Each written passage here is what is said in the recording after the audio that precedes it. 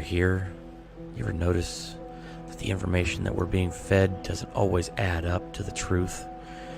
Do you ever look out your window at night when the rain's falling down? You ever look down the street and wonder what is going on around you?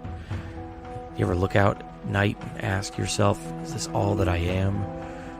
Where am I? What am I? Is this all there is? Is this real life?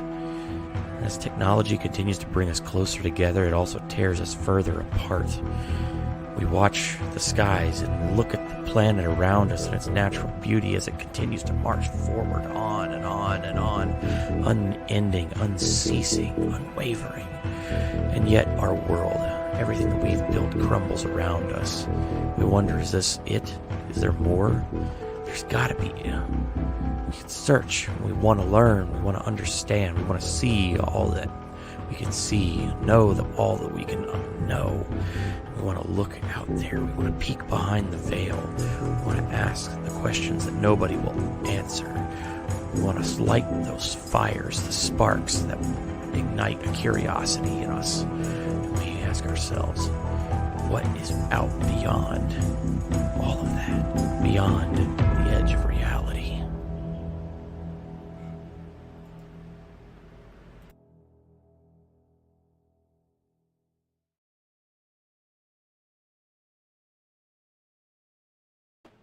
Good evening.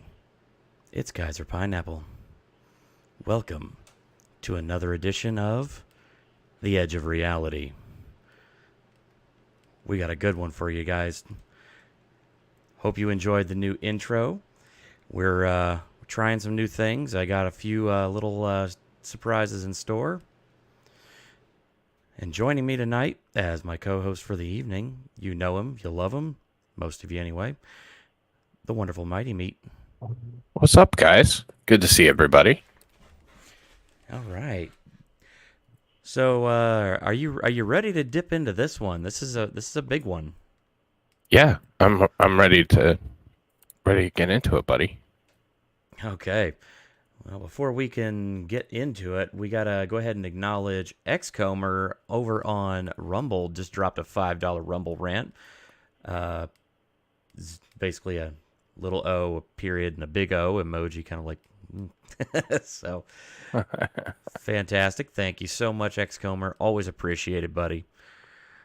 And let's go ahead and see who's out there for the evening. So, Digger went ahead and dropped us dropped this one a couple weeks ago when I first made the stream announcement. So, hopefully she's in here, but, in case she's not. Just cheater. saying. And the wonderful Mighty Meat. Guilty as charged. Yep. Wild Red, how do you doing? Valandris, you big giant person, you.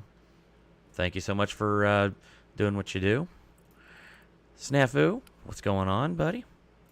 Xcomer. There's Xcomer. Is it sexy time? It depends on your definition of sexy time. The answer is always yes. Hey, Mystic. Alex J, how you doing? Say we are live, so folks should be filing in as things go. I just saw Dazzer just chimed in. How you doing, Dazzer? So, yeah, as always, we're going to kind of slow roll into this and talk about some wild and crazy things tonight. So are you going to be talking about the man on the moon? Well, I dug around for that one and didn't manage to really find too much of anything, but hey, if you got sources, send them my way. I'll be happy to add them to the show.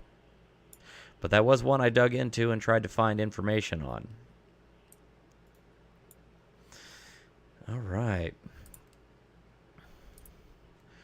So, we are, let's see, getting things rolling here. All right. So let's kind of start this from the perspective of what do we got going on? What's kind of our baseline for this topic? Because This is one where there's a lot of information that's out there, but there's a lot of conjecture as well. So, Mighty, have you heard of this before at all? Have you heard anything about this theory before? No, actually, when you brought it up, that's the first time I've ever heard of it. So I'm very curious to see. Okay. Excellent. Barbara Vance, how you doing? Good to see you. Glad you could join the show. So, something else to... does anybody... I'm just kind of curious to kind of gauge where everyone's at. Has anybody else ever heard of this particular theory out there? You could drop it in the chat and whatnot. Because I really want to know where everyone's mind is on this one. Because this is definitely one that... Again, it just kind of... Because of the era in which it happened, it is very difficult to kind of gauge. Oh, congratulations, Mystic. I say, Shin, you'll be very happy with you. Oh, God. Snafu, yeah, there's a dead cosmonaut on the moon. In case people don't know, basically the first man on the moon was a Russian cosmonaut. Again, I've heard that, and I looked for information on that. I tried to dig into that. I could not find anything. So, Snafu, if you've got sources, if you've got information that I don't have, send it my way. I'll be happy to look it over, and we'll vet it on stream.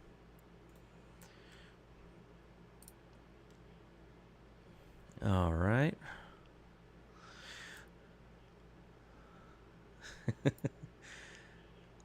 Xcomer's wondering when you guys are going to be getting the kids some spiders.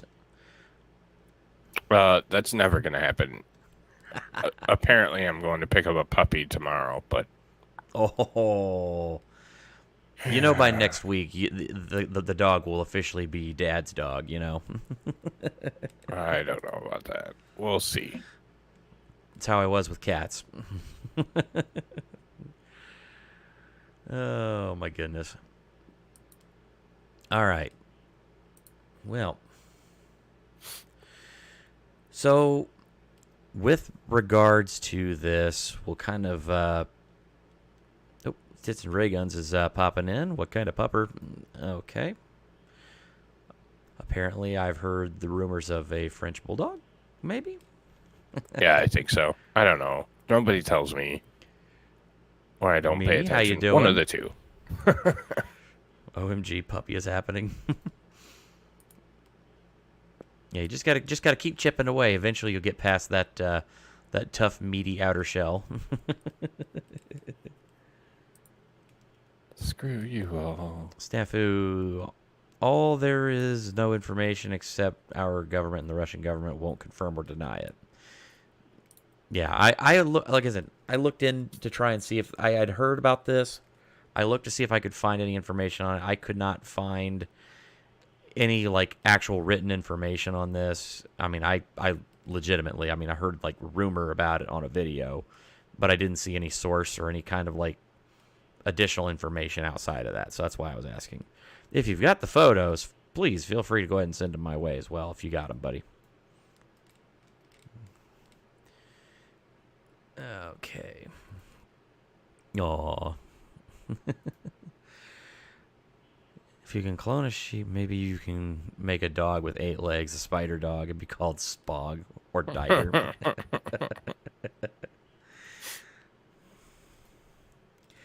That'd be funny.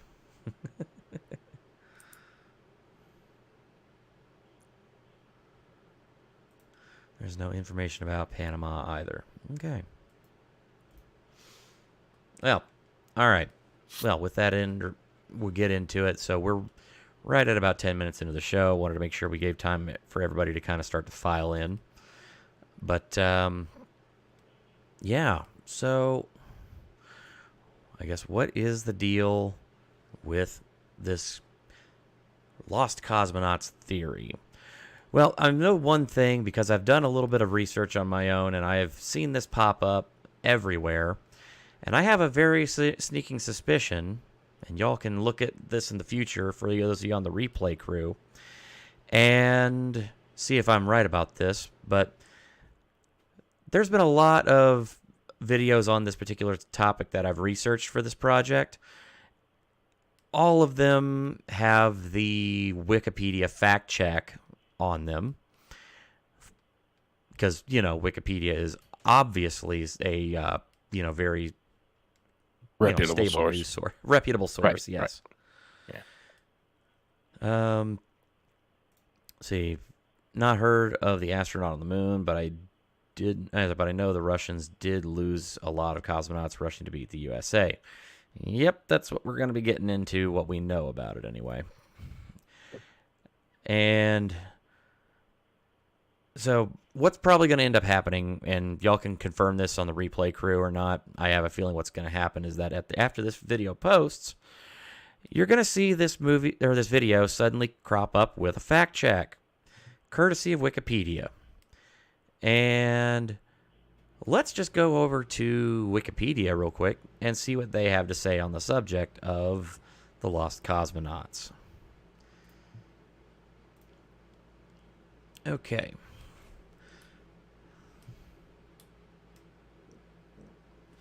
So, this is the official story from Wikipedia. So, lost cosmonauts. The lost cosmonauts, or phantom cosmonauts, are subject of a conspiracy theory which alleges that Soviet and Russian space authorities have concealed the deaths of some cosmonauts in outer space.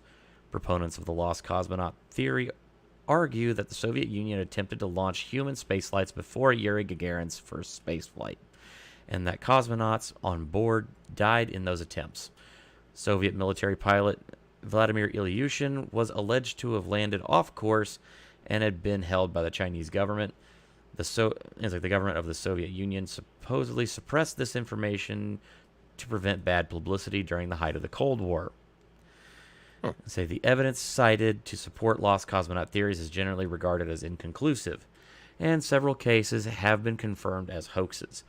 In the 1980s, American journalist James Oberg researched space-related disasters in the Soviet Union but found no evidence of these lost cosmonauts.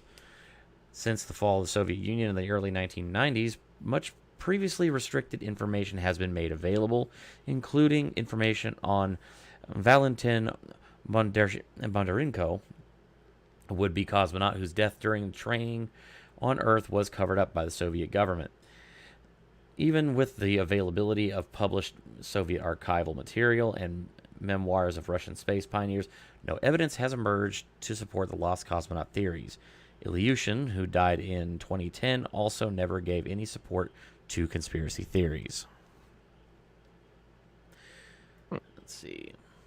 Allegations, purported Czechoslovakian information leak. So, in December 1959, an alleged high-ranking Czechoslovakian communist leaked information about what many purported unofficial space shots.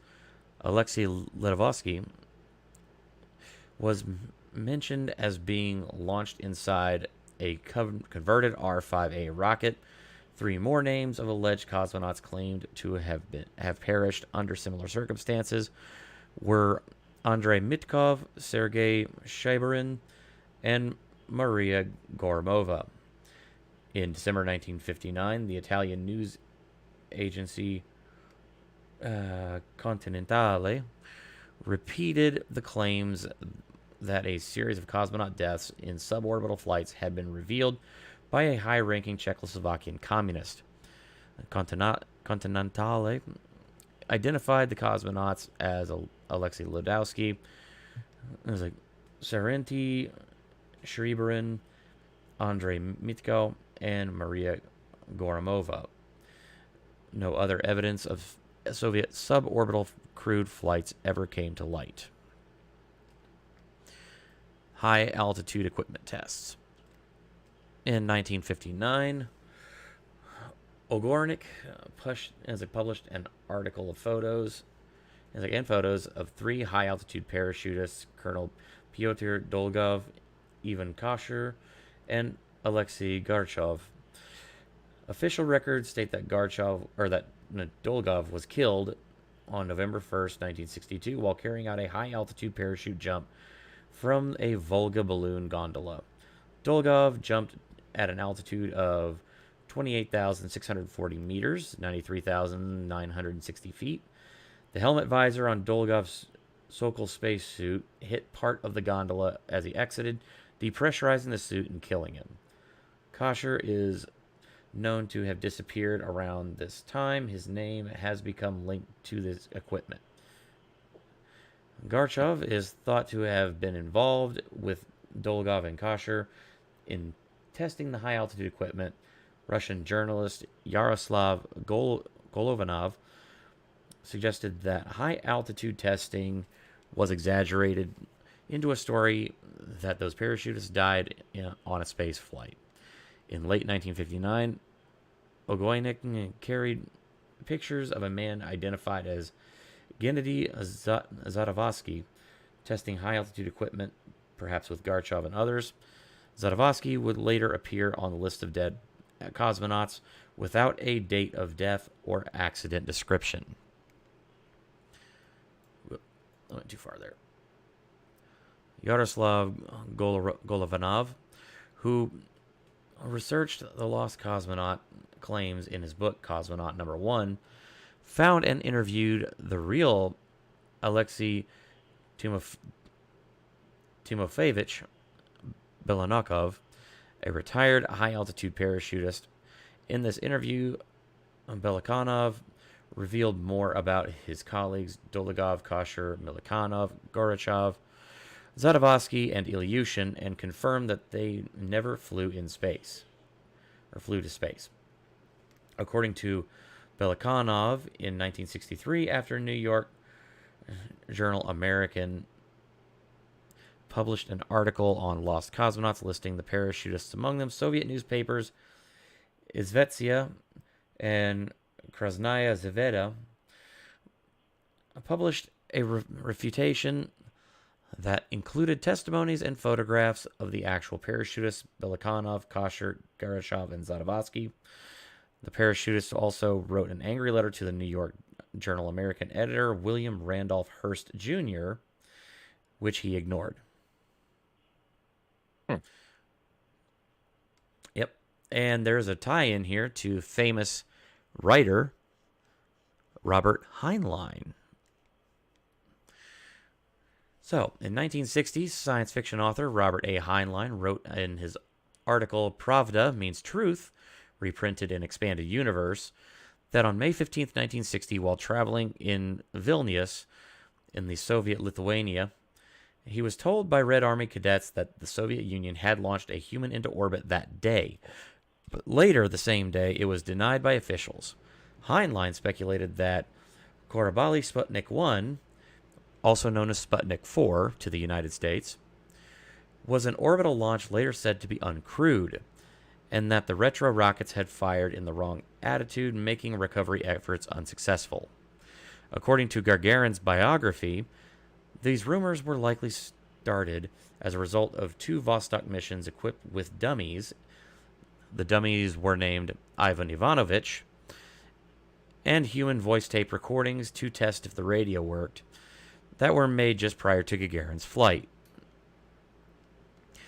In the U.S., in a U.S. press conference on February 23, 1962, Colonel Barney Oldfield revealed that an uncrewed space capsule had indeed been orbiting the Earth since 1960, as it had become jammed into its booster rocket. According to the NASA NSSDC Master Catalog, Korabali Sputnik 1, designated at that time 1KP or Vostok 1P, did launch on May 15, 1960, 1 year before Gagarin. It was a prototype of the later Zenit and Vostok launch vehicles.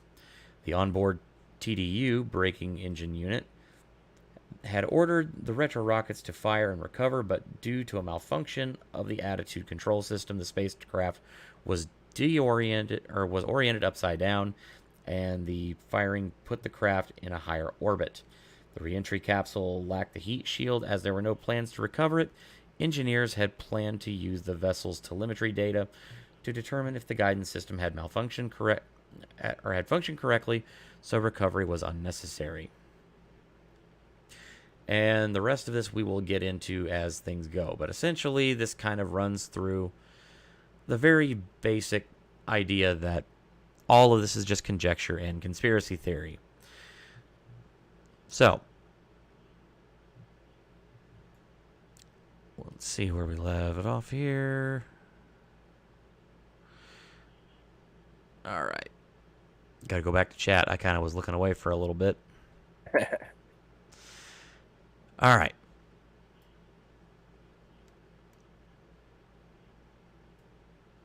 Let's see.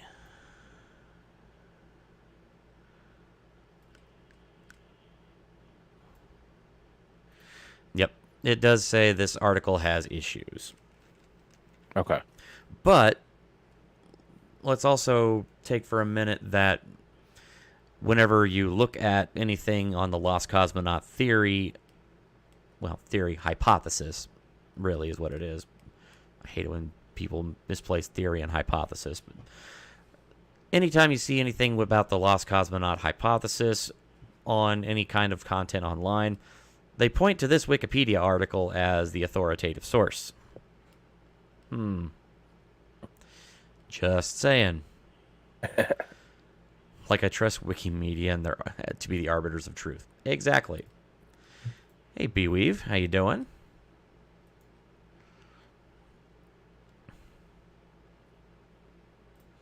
Tits and ray guns. USA astronaut, USSR cosmonaut, China. I don't know if I can read that.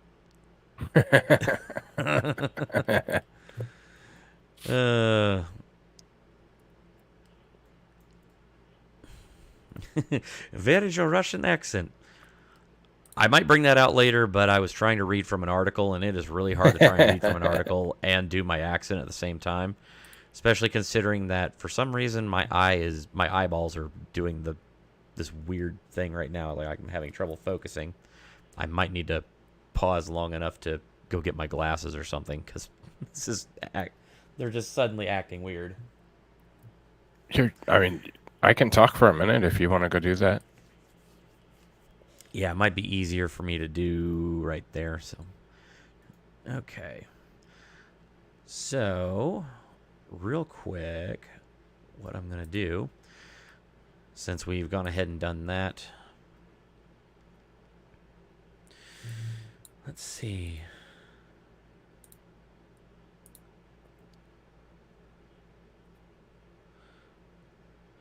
So the first actual story we're going to go to, let me go ahead and pull these up on my end here.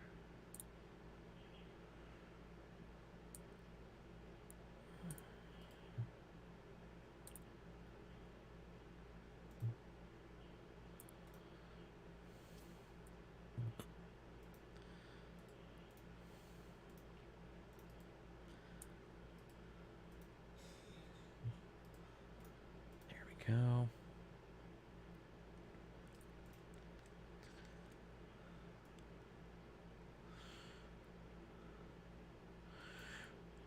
All right.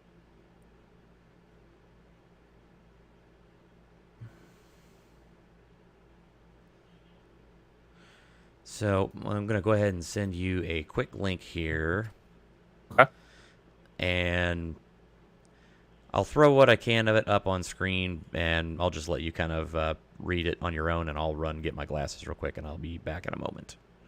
Yeah, that works. I got these guys. Fantastic. All right, guys. There we go. You're all mine now. Let me go ahead and throw this up on the screen.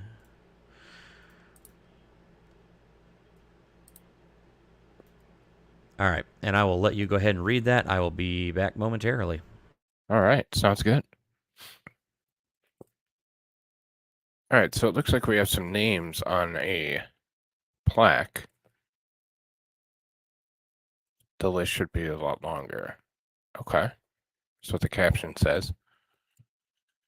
In 1961, Soviet cosmonaut Yuri Gagarin made history as the first person to leave Earth and enter outer space. However, according to two Italian brothers who claimed they began monitoring the Soviet space program transmissions in 1957, there were others that went before him, but didn't make it back alive. And that's more of a reasonable thought, given how dangerous it was and how little we knew about it. So the Soviet space program, like the U.S. space program, has not been without its disasters. Unsurprisingly, launching people to space less than a century after second launch flights on Earth were considered revolutionary was incredibly difficult, and not without risks. In 1960, a rocket launch in the Soviet Union killed around 160 people near the launch pad. In 1971, 3 cosmonauts died on Soyuz 11 after a faulty valve led to sudden decompression. It's all got to work right. Million parts all got to work right for it to succeed. One breaks and the whole thing goes to hell. Right. The Soviets also gained a reputation, not completely undeserved, of covering up incidents that embarrassed them and taking unnecessary risks. Well, again, that's subjective, because risks need to be.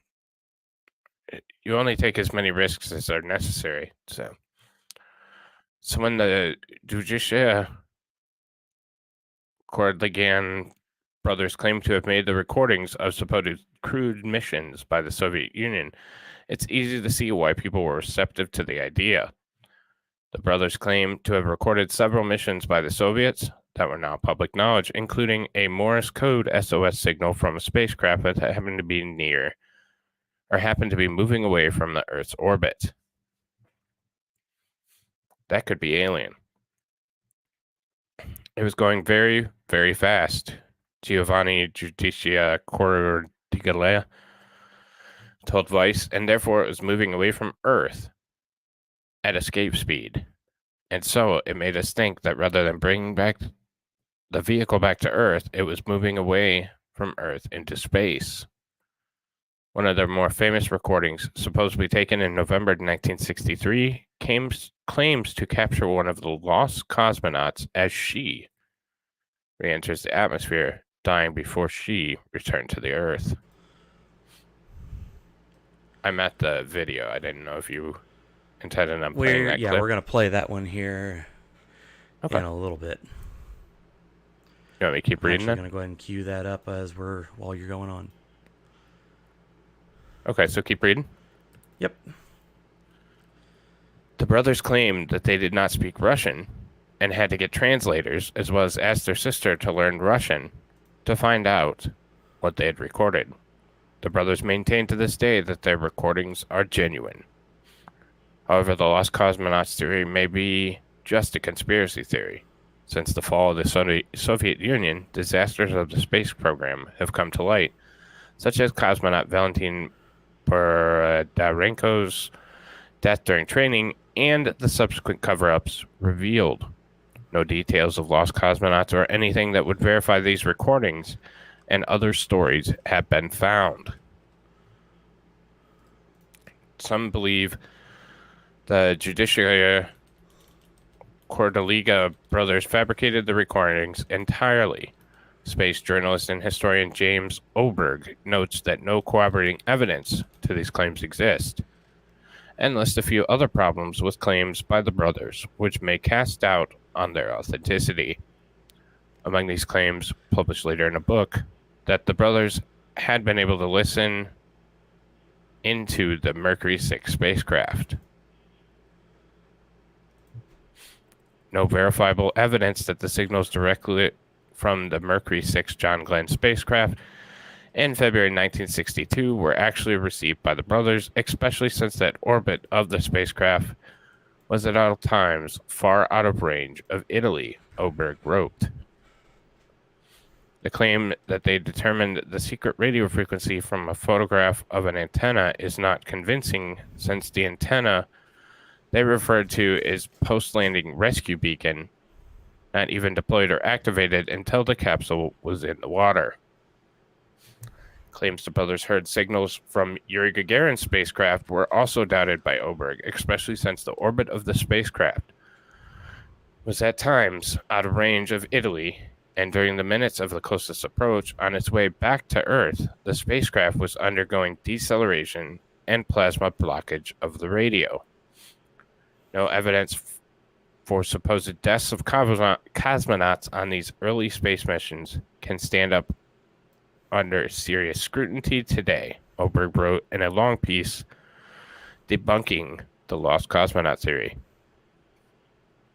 The blame for the fact that these stories spread and thrived in the early 1960s must rest squarely on the shoulders of the Soviet news managers. Their publicity policy of evasions, boasts, distortions, and outright lies created the atmosphere of mystery and secrecy out of which all sorts of sensational and outrageous stories grew.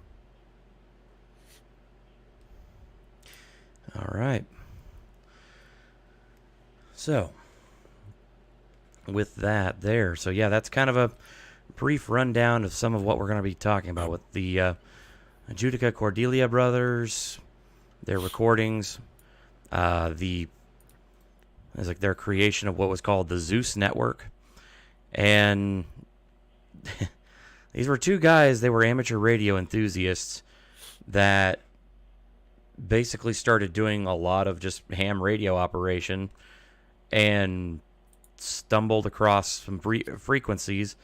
They were actually looking for, Sputnik, and they actually managed to pick it up. And so using kind of what they knew about the data that they had from being able to track the Sputnik signal, they tried to tune in anytime they knew anything more about like Russian launches or anything like that. And even then, there was times whenever there were recordings and things that they picked up.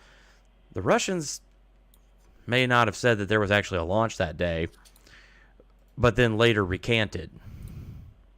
And this happened a number of times. And these two actually, there's a interesting story about how they actually got they raised money for a vacation to come to America, and they went to NASA, and they actually showed their tapes to NASA engineers, and even some of what they had from like the tapes from like whenever they recorded the Mercury missions. And even the NASA engineers were like, how the hell did you do that? And yeah, apparently they were like, yeah, it's really easy. And they showed them how. Huh. So they actually ended up giving like 2 NASA frequencies to these brothers in exchange for 2 of their the frequencies that they knew that they got Soviet frequencies on, like for the Soviet program. So there was an actual exchange of information.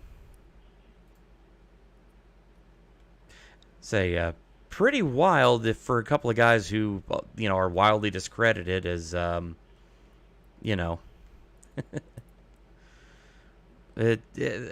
first they try to wildly discredit the story, but there's too many things that just would not stand up to scrutiny there.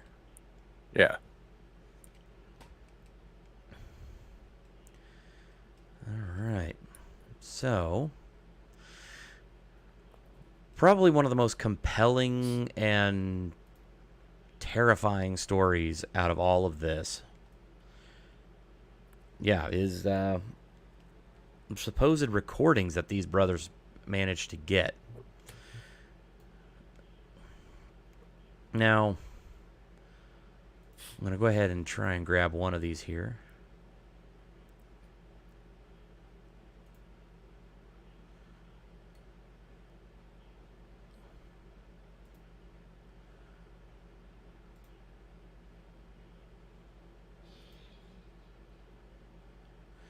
See, I'm checking this out.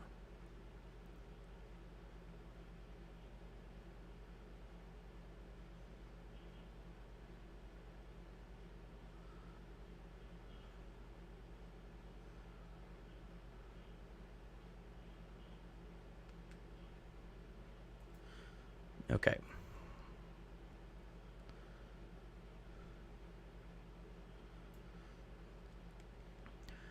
So this is about the only one that I could really find about the last supposed transmission. Oh, We have an Aussie sighting. Oh, what's up, Oz? Hey, buddy. Sent you a Discord.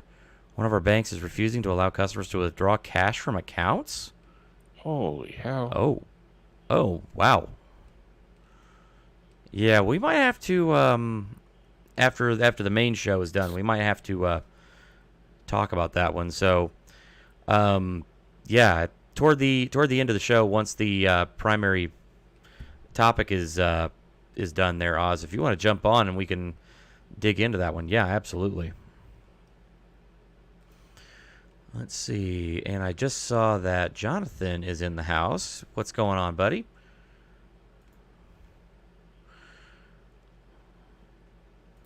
I've often thought the reason our government was dumbing us down is so we don't get in space where they can't control us.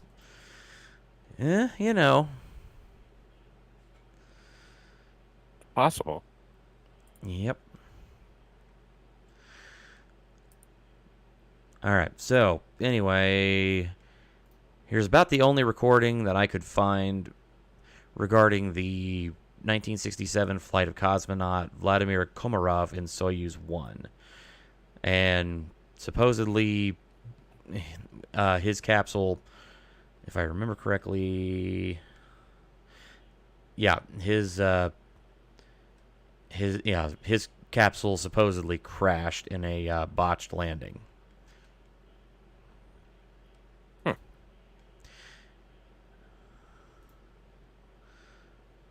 And I do have the volume cranked all the way, guys, FYI. There is a little bit of silence up front. So is the patch for the Soyuz mission. Assigned to fly, Komarov knew the capsule was rushed and dangerous. But if he refused the mission, Gagarin would replace him.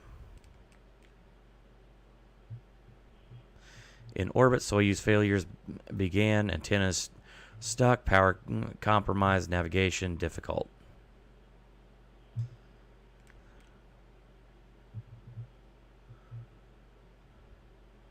The capsule plunges back to Earth out of control. With his last desperate words, he is heard, crying out in rage.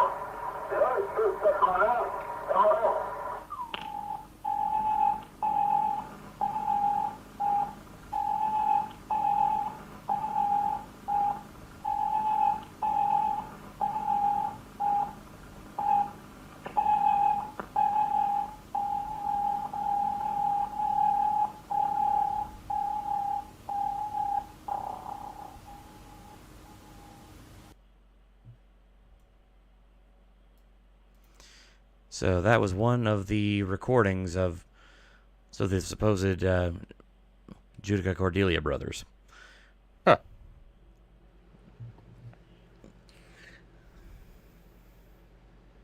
It sounded good for the time period. Yep.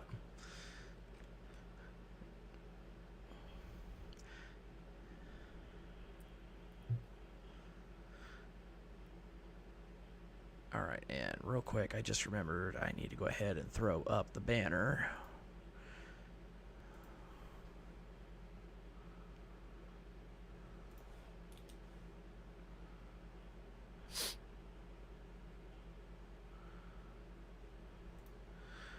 All right. There we go. So that'll be going down below.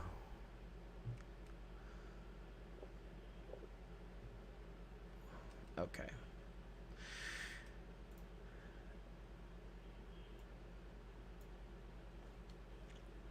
So, Next, so the next part that we're going to be getting into there. Actually, yeah, let me hit this. So, yeah, sorry, Barbara, no translation on that video. There are some videos that do have translation I could find. I did look for them, but you know this particular case was not available.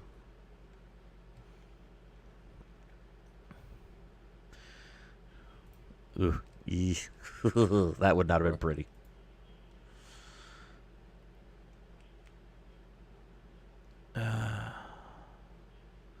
Yeah, there's a translation done on a video. Okay, yeah, that's probably the one that one of the other ones that I have. I mean, there's some that do have translations, but specifically to that cosmonaut, there was not. Okay.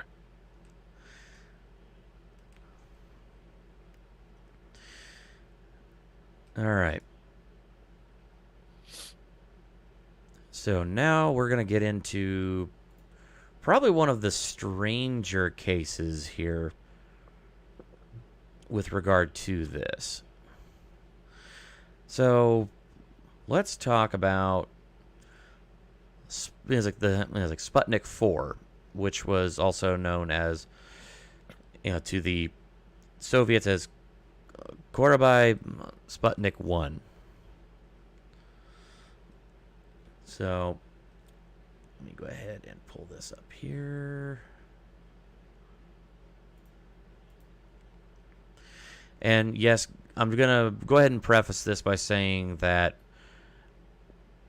I do know where this article is coming from. This article, it is actually by Vice. I know, and I don't usually trust Vice any further than I can throw him. But in this particular case, all of the other information that I've looked up and I've vetted seems to line up. So, it's just convenient. It's all there. Yeah. Yeah. So I did vet this piece before I did bring it to your attention. I just want to make sure I make that because I know that Vice is often kind of not exactly regarded as an authoritative source.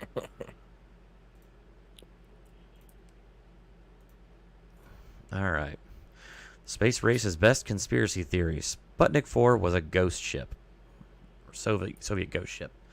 How Robert Heinlein kickstarted a conspiracy theory that the Soviet Union covered up the deaths of countless cosmonauts. Okay, so this article was from May 15th of 2015. Today is the 55th anniversary of the launch of, let me go ahead and enlarge that there, of Korabye Sputnik 1, or Sputnik 4 as it's known to the West. This mission marks the first time the Soviet Union ever tested out its Vostok spacecraft, the vessel that would carry Yuri Gagarin into space less than a year later, making him as the first human ever to orbit the Earth. Or was he? Not according to a vicious rumor that emerged from the United States during the space race, propagated by none other than the influential American science fiction writer Robert Heinlein. In his 1960 travel essay, Pravda Means Truth, Heinlein ruminates on the possibility that Sputnik 4 was manned by a doomed cosmonaut whose death was covered up by the Soviet government to avoid bad press. Heinlein based his hunch on a misunderstanding he experienced with some Red Army cadets while he and his wife were visiting Soviet-occupied Lithuania on the day of the launch. Shortly, one of the cadets asked us what we thought of their new manned rocket, he recounted. We answered that we had no news lately. What was it and when did it happen? He told us that the other cadets listening and agreeing that the rocket had gone up that very day, and at that very moment, a Russian astronaut was in orbit around the Earth.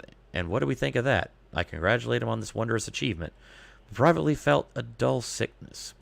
The Soviet Union had beaten us to the punch again, but later that day, our guide looked us up and carefully corrected the story. The cadet had been mistaken. The rocket was not manned. So what's the answer? Heinlein asked in his essay. Did that rocket contain only a dummy, as the Pravda now claims? Or is there a dead Russian revolving in space, an Orwellian unperson once it was realized he could not be recovered. I'm sure of this. At noon on May 15th, a group of Red Army cadets were unanimously positive that the rocket was manned. That Pravda did not change until later that afternoon.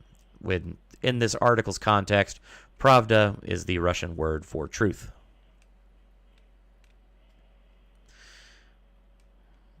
So,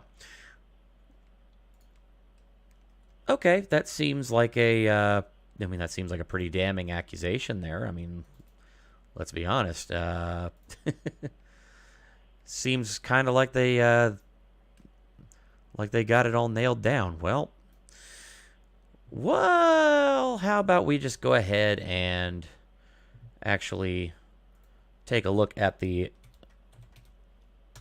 story itself as was read by Heinlein, or as was written by Heinlein. Okay. Because I did go ahead and I actually pulled a copy of. I did go ahead and pull an actual copy of Pravda Means Truth, which is part of the Robert A. Heinlein Expanded Universe Stories collection. And let's see here. I'm grabbing it right now. Bear with me while I do this.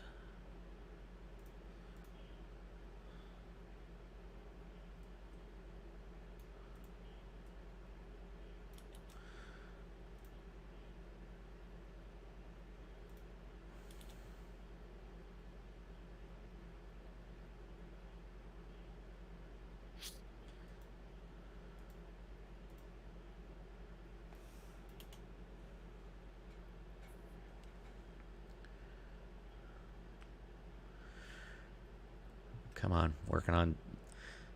Let's see. This is being slow because it's a big PDF, and I just went ahead and hit the find text button. Oh, gotcha. Yeah, Isabel Ramey. Hey, how you doing? I mean, only takes one dude, and I'm gonna say, I'm gonna man the ship, and it goes wrong. No. Like, I just wouldn't be surprised. Let's say if there was a dude in it. Yeah. Yeah.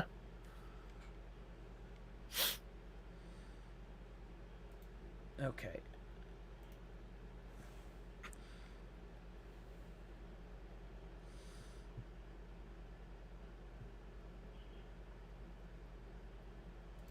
There, actually, I just found it.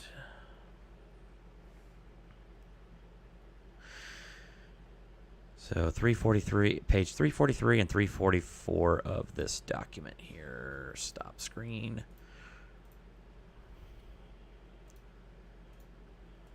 There we go.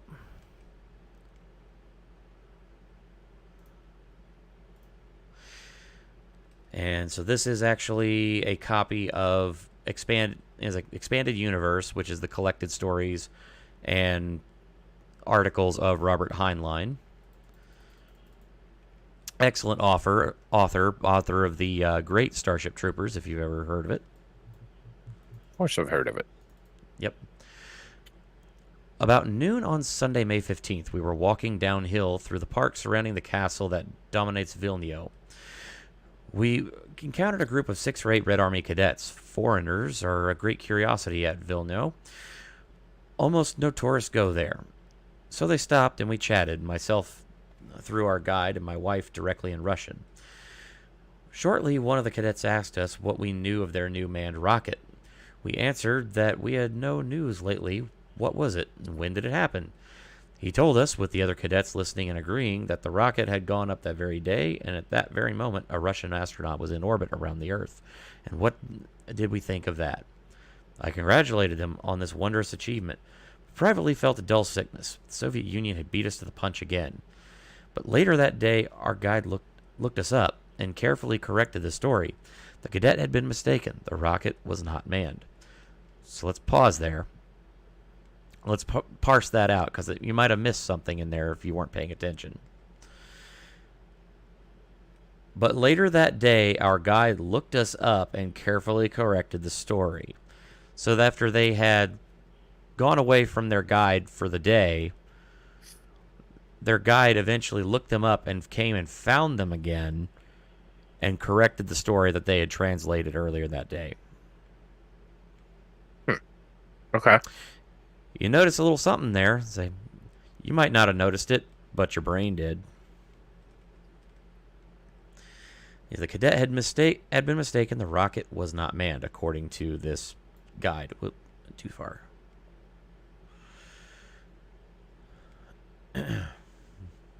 Huh. That evening, we tried to purchase Pravda. Again, it's a Russian novel that means truth. It's kind of their propaganda papers. No copies were available at Vilno. Later, we heard from other Americans that Pravda was not available in other cities in the USSR. That evening, this part is hearsay, of course. We tried also to listen to the Voice of America. It was jammed. We listened to some Soviet stations but heard no mention of the rocket. This is the rocket the Soviets tried to recover and later admitted that they had some trouble with the retrojets. They had fired while the rocket was at the wrong attitude. So what is the answer? Did that rocket only contain a dummy, as the Pravda now claims? Or is there a dead Russian revolving in space? An Orwellian unperson once it was realized that he could not be recovered. I am sure of this.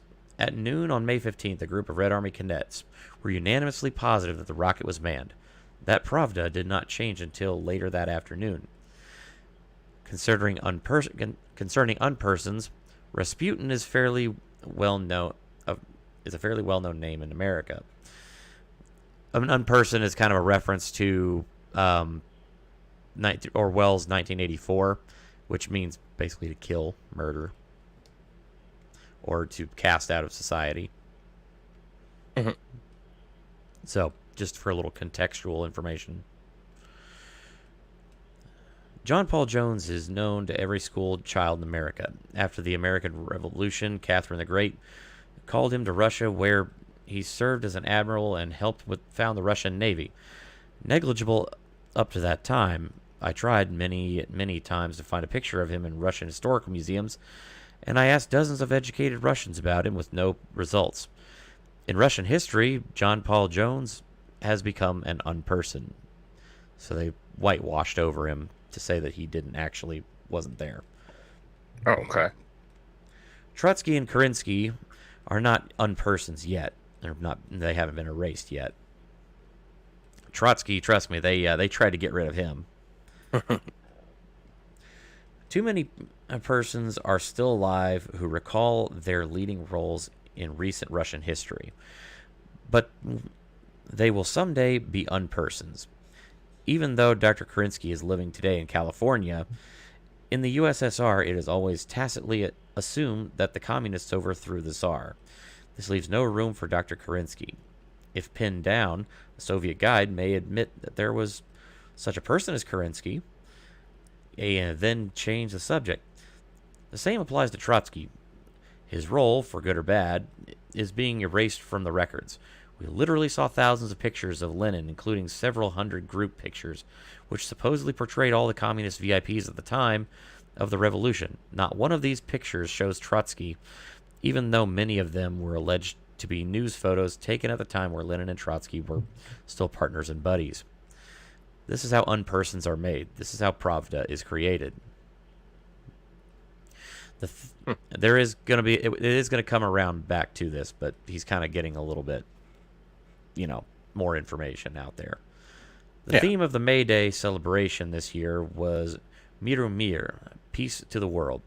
A sweet sentiment, but it isn't safe to assume that the dictionary definition of peace has any connection with the official communist meaning, since even yesterday's Pravda may be reversed tomorrow, talking about Soviet propaganda. All right. Actually, okay, I think that was all. So, essentially, he kind of goes into how apparently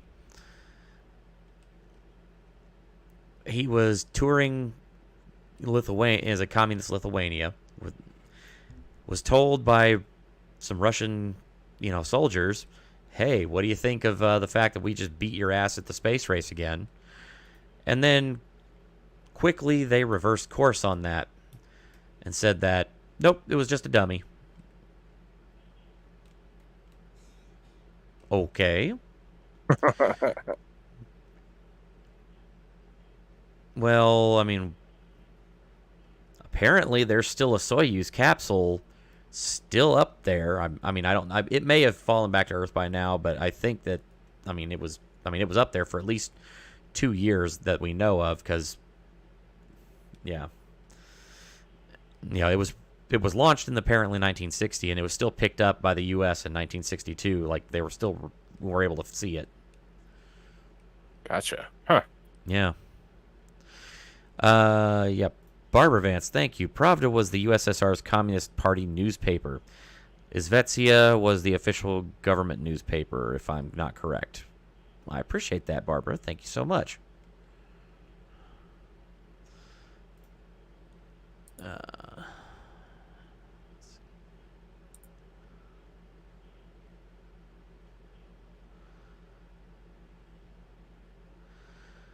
see. I'm just checking to make sure I didn't miss any chats.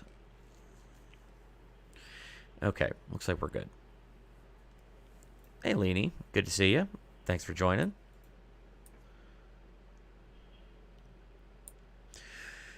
All right. So, to kind of circle back here to the article. So, this does, that kind of addresses Heinlein's own words as it's written in his own book. Okay.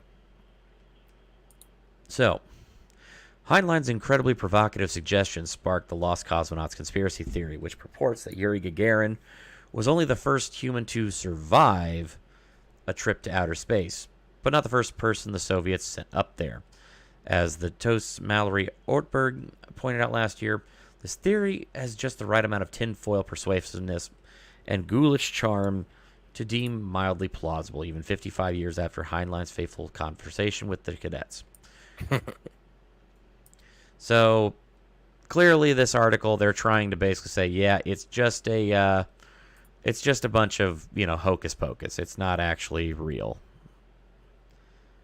Oh, thank you there, Leanie. I say I don't wear the glasses very often, but yeah, tonight was definitely a night for him because my eyes were drying out trying to read stuff on the screen. These are actually my new glasses. I only got these like 2 weeks ago. Oh, okay. Yeah. I had another pair for like 7 or 8 years, and they were fine. But then about a couple months ago, I was playing with the wife and the kid. We were just roughhousing, and all of a sudden, the kid reached over and like, bap, upside my face, and I just felt my glasses like crunch up against my face, and I felt the arm just go like stick out the wrong direction. Like, crap. That happens, though. Yep. Thankfully, by that time, we'd already met our deductible, so I was able to just go and get my eyes checked really easy, which my prescription hadn't changed hardly at all. And then, good. Thanks to Zenny Optical, I was able to actually get these glasses for like $26. Damn, that's not bad at all. Oh, dude, if you ever need new glasses, highly recommend checking it out. And this is not sponsored anything. This is just my personal experience. Yeah, Zenny, they make some really good stuff. You could literally just go get your eyes checked at anywhere and get a printout of your prescription. You can go to their website, type in your prescription, your IPD, interpupillary, distance, and actually just send it off to them, pick out whatever frames you want online, and they'll ship them direct to you like within a couple of weeks after they finish them. So yeah, I got 2 pairs of glasses for like $50. Wow, that's not bad at all. Huh. Oh, and these are nice too. They're actually all stainless steel. They've got spring hinges, and they've got the blue light blocking lenses, so that way I can look at computer screens longer without eye strain. Right. Fantastic, really. Anyway, not a sponsorship, but fantastic. I love them, and they're cheap. I'll have to remember that. So, Excomber, you should consider a monocle. I would, but I kind of want both eyes. And honestly, I did find a pair of glasses. They're like the full, like the round frames, like the round metal frames. I kind of want those, kind of get that colonial look. Anyway, it's no wonder that the theory immediately gained traction in the United States. Nonetheless, its popularity had more to do with sour grapes than it did real-life cosmonauts. Remember, the Soviets were parsecs ahead of the Americans during the early years of the space race. Beyond the milestones snagged by Sputnik 1 in 1957 and Gagarin's Vostok 1 in 1961, the Soviets had both orbited and crash-landed on the moon as early as 1959. Point being, the USSR was an incredibly intimidating rival, and it must have been tempting for Americans to chalk up their successes to salacious conspiracies about space skeletons in the Kremlin's closet. Heinlein himself is Exhibit A of this wishful thinking in action. And it's interesting what he blows off his initial gut feeling of envy, which frankly the Soviets had earned, and yeah, bullshit. And instead found himself drawn to wild speculation about the slippery morals of Star City. For a man who wrote so convincingly about the dangers of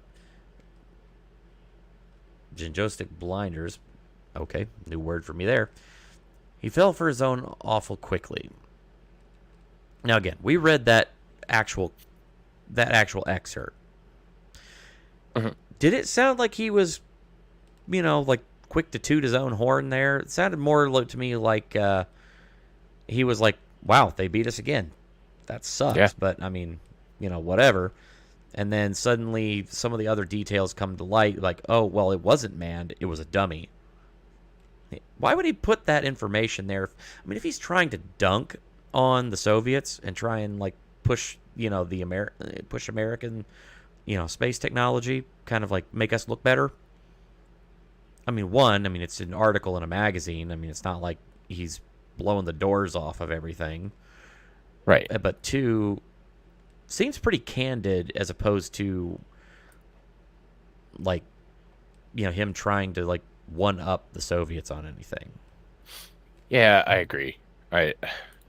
He wasn't really trying to flex. He was just trying to, Yeah. So.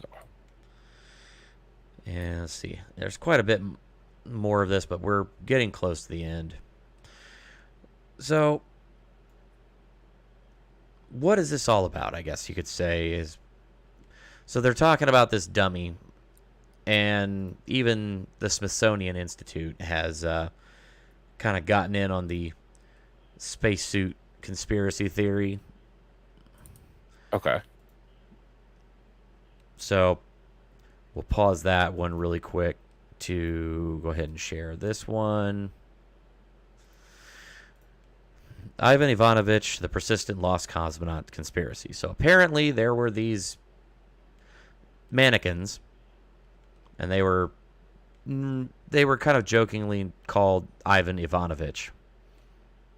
And they were apparently stuffed into these space capsules and were used to simulate a cosmonaut in space.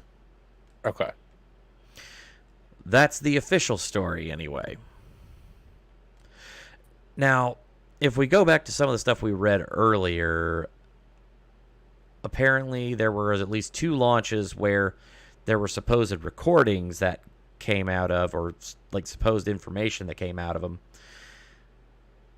One of them had they said had a mannequin on board, which, this is the one that they were talking about. And yeah, it was the same Sputnik 4 flight that we talked about. And then they had another one. They supposedly just sent up a tape recorder to test if the radio worked. Okay. Now, I'm sorry.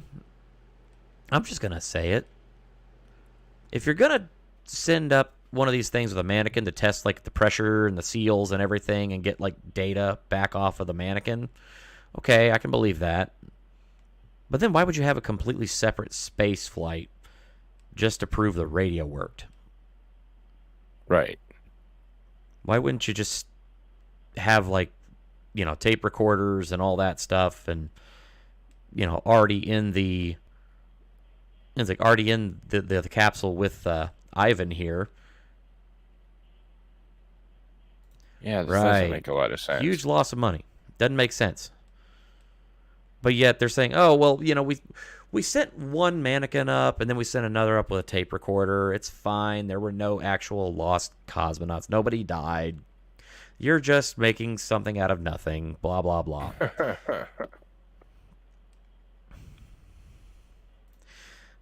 Mannequins, how was their economy at the time? How was their economy at the time? You probs get your answer. Yeah. Yeah. Yeah, just kind of the theory that are going with doesn't hold water. But even the Smithsonian kind of rips this idea, saying, "Oh, it's just conspiracy theory bunk." Okay. Hey, everyone's entitled their opinion. So, how about we go ahead and watch a little video here, and we'll kind of get a little bit more of a general primer on this, on, kind of what we're talking about here. Okay. Let's see. I'm going to pull this up here.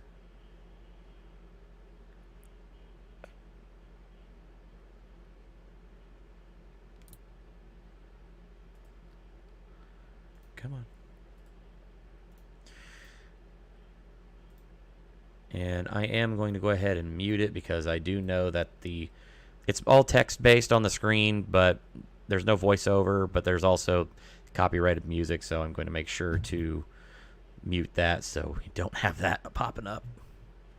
Okay. And I will just go ahead and narrate and read over what's going on in the video for everybody, just to keep it easy for everybody to see. And this comes courtesy of Dark 5, which is a great channel. There's a lot of cool stuff that they do. There are several mysterious stories of missing cosmonauts from the early days of the Soviet space program in the 1950s and early 60s, giving rise to the theory that Yuri Gagarin wasn't really the first man in space in 1961. He was just the first pilot to come back alive.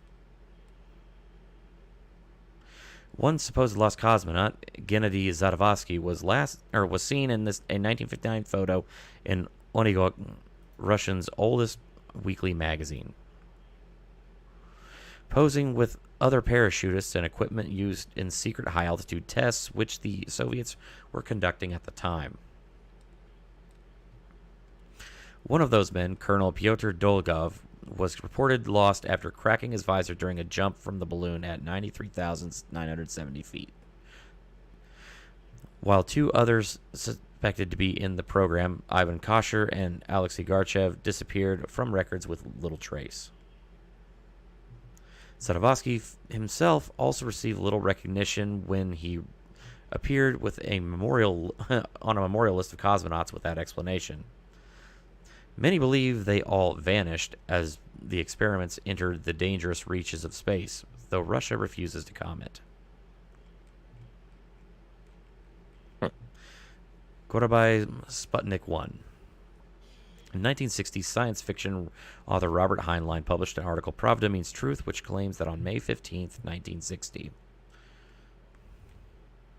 he was told by Red Army cadets that the Soviets had launched a man into orbit, yet that later that same day it was denied by officials. On that day, the Soviet Union did launch the Gorabai Sputnik 1 and supposedly unmanned capsule as part of the Vostok space program. But because of the guidance system problem, instead of remaining in the atmosphere, Gorabai Sputnik 1 was sent to a higher orbit. Heinlein and others believe Gorabai Sputnik 1 was actually launched with an unnamed live cosmonaut aboard, and that the Soviet Union only announced it was unmanned after the mistake rendered the craft and its passenger irretrievable. If correct, the unidentified lost cosmonaut may be the first real human being to reach orbit around the Earth. In 1962, NASA confirmed that the space capsule had been orbiting Earth for 2 years, but could not assess whether a man was still inside. Wow. So, that's a kind of a little bit of an introductory primer to that. So, now we're going to get into the Judica Cordiglia brothers and Torre Bert. Achille and Giovanni Judica Cordiglia were two amateur radio operators who established a Soviet listening station in the 1960s. Located in an abandoned bunker called Torre Bert in Turin, Italy, they claim to have recorded secret Soviet missions that ended in mystery. As evidence, the brothers released recordings of what they claimed were intercepted Soviet and American satellite communications, including one from a strange incident on November 28, 1960, when the brothers recorded an SOS message in Morse code. Based on the signals, they believed it was coming from a craft moving away from Earth into deep space rather than orbiting it. As Achille noted, days later, the Soviet Union announced that it had put a 7.5-ton spacecraft into orbit and that it had disintegrated. Achille and others believe that this was another example of the Soviets covering up a failed space mission by claiming it was unmanned. Moscow denied the authenticity of the recordings and the brothers' allegations despite its own history of falsifying mission records.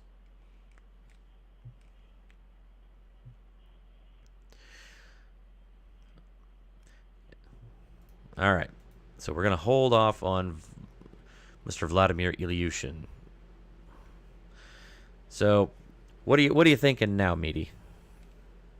I think that it was Russia, and I don't know. I just don't buy that they were so concerned about. I don't buy that they were so concerned about what anybody else thought, and I don't think they would have went to the effort and energy to put so much effort into it. You know what I'm saying? Yeah. Like, it just doesn't make sense that they would have put so much effort into covering it up. It was Russia. It wasn't. They have no problem talking about who or how they've killed somebody or so on and so forth. So, like, yeah. I mean, my personal thoughts on it is that, I mean, at the time, I mean, it was the Cold War, so you had the two sides trying to one up each other, and I think that they were in such a crunch to try and show up the United States again on the space program. yeah. I mean, that why not just go ahead and just start slinging people into space, and if one of them just happens to come back alive, then suddenly we can hang that over our heads. It's not like the Soviets didn't have a crap load of people and potential volunteers to try and one up the U.S. Yeah. Yeah. Not to mention the fact if usually if the mission was a failure, I mean, the state was the one that ran the recordings and actually reported on everything anyway, so, why not cover it up if something went wrong? Right. I mean, I understand that point of it too, but I don't think that they're gonna, like, if it came out, I don't think that they're gonna go out of their way to waste energy to cover it up. They're just gonna be like, yeah, screw you, like, to the United States at least. Right. I get you. Yeah, I don't know. I'm half and half with that. I don't know that there is anything that swayed me significantly in either direction. Okay.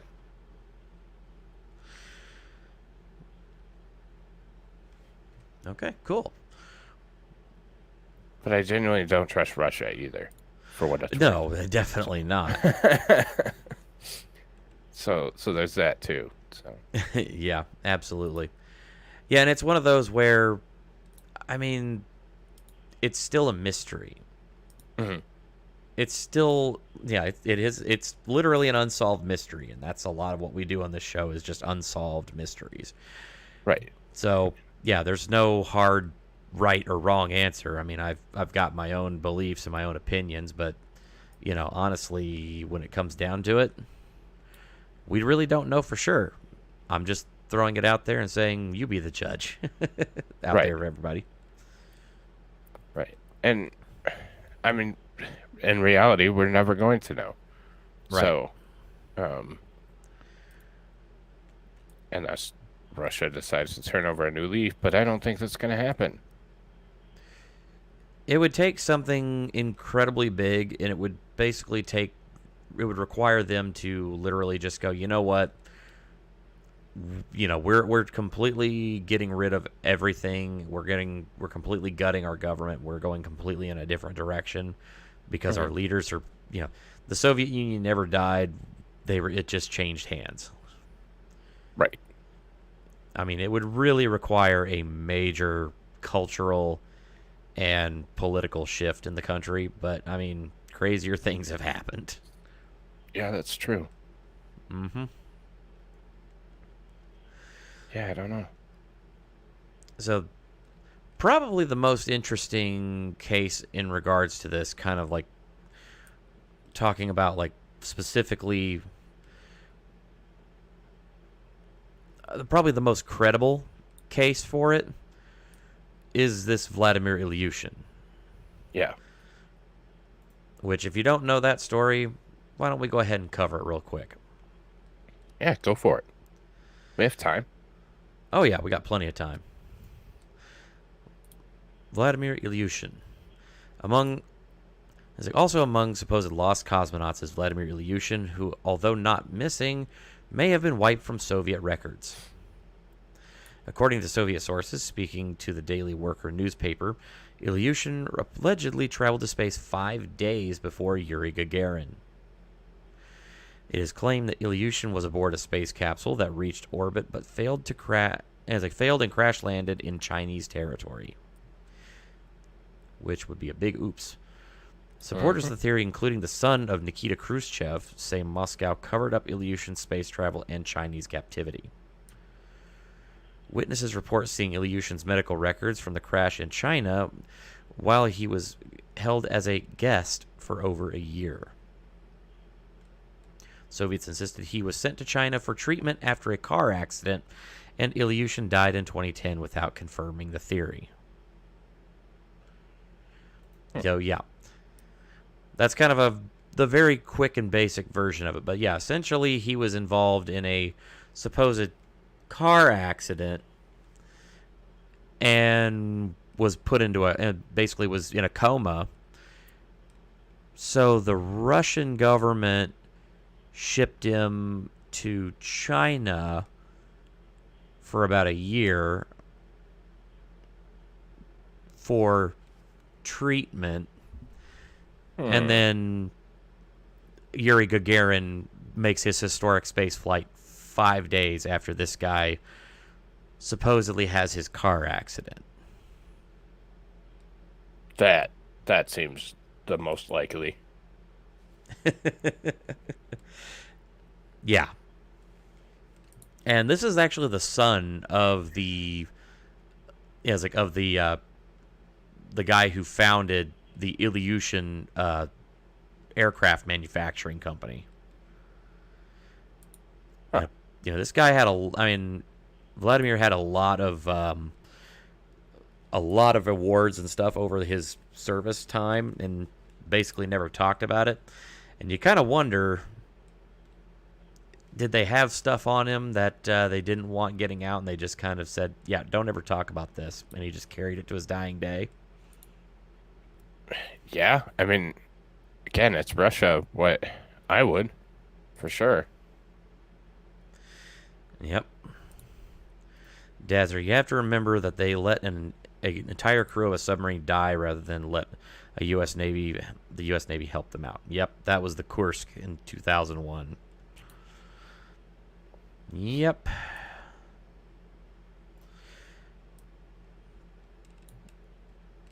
Another one of the Cold War mysteries where I've got well, not really mysteries, but Cold War. We're gonna do a Cold War episode at some point, and one of my favorite Cold War stories is Project Azorian. And if you don't know what that one is, oh, it's a treat. There is a great documentary actually on it on Amazon Prime right now. If anybody has it, and you can just look up Azorian, Azorian, it's worth the watch. Okay. It's a wild story from the Cold War. Hey, Tweety.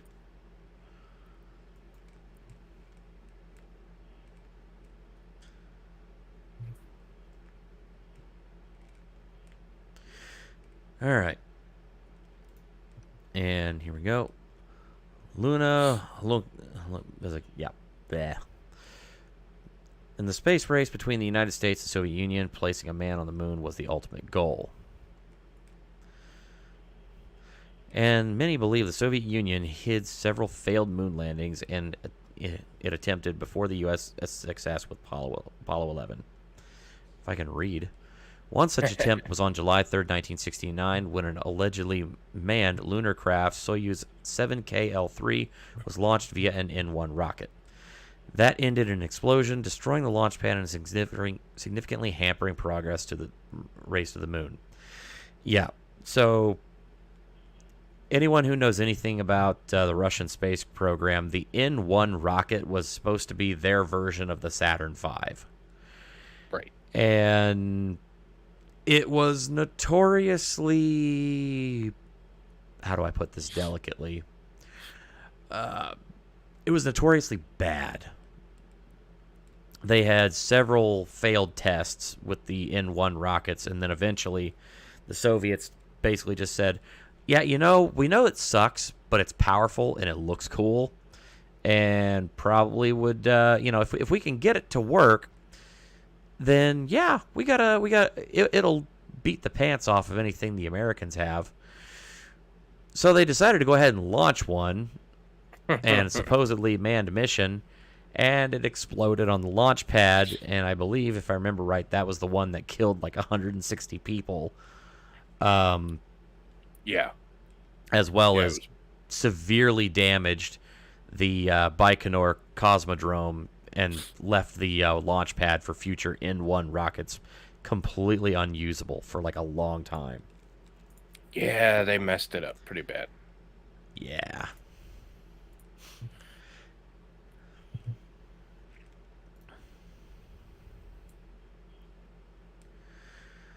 After the incident, Soviet officials curiously claimed that the craft was unmanned and the failed flight was only a test of the booster. Shocker. Of course it was. Soviet lunar program, shrouded in secrecy, was supposedly disbanded in 1976 without achieving success.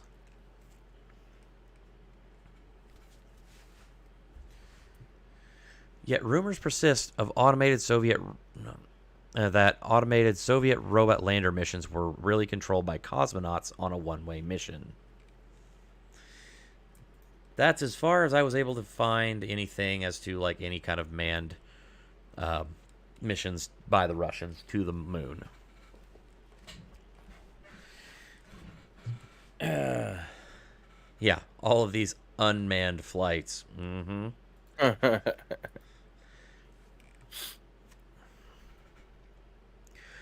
So, yeah, definitely a little bit suspicious for the. Let's be honest.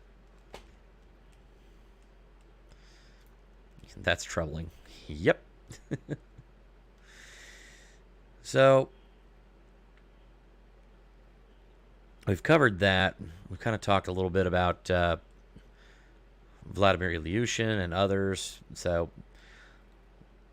let's see. Let's find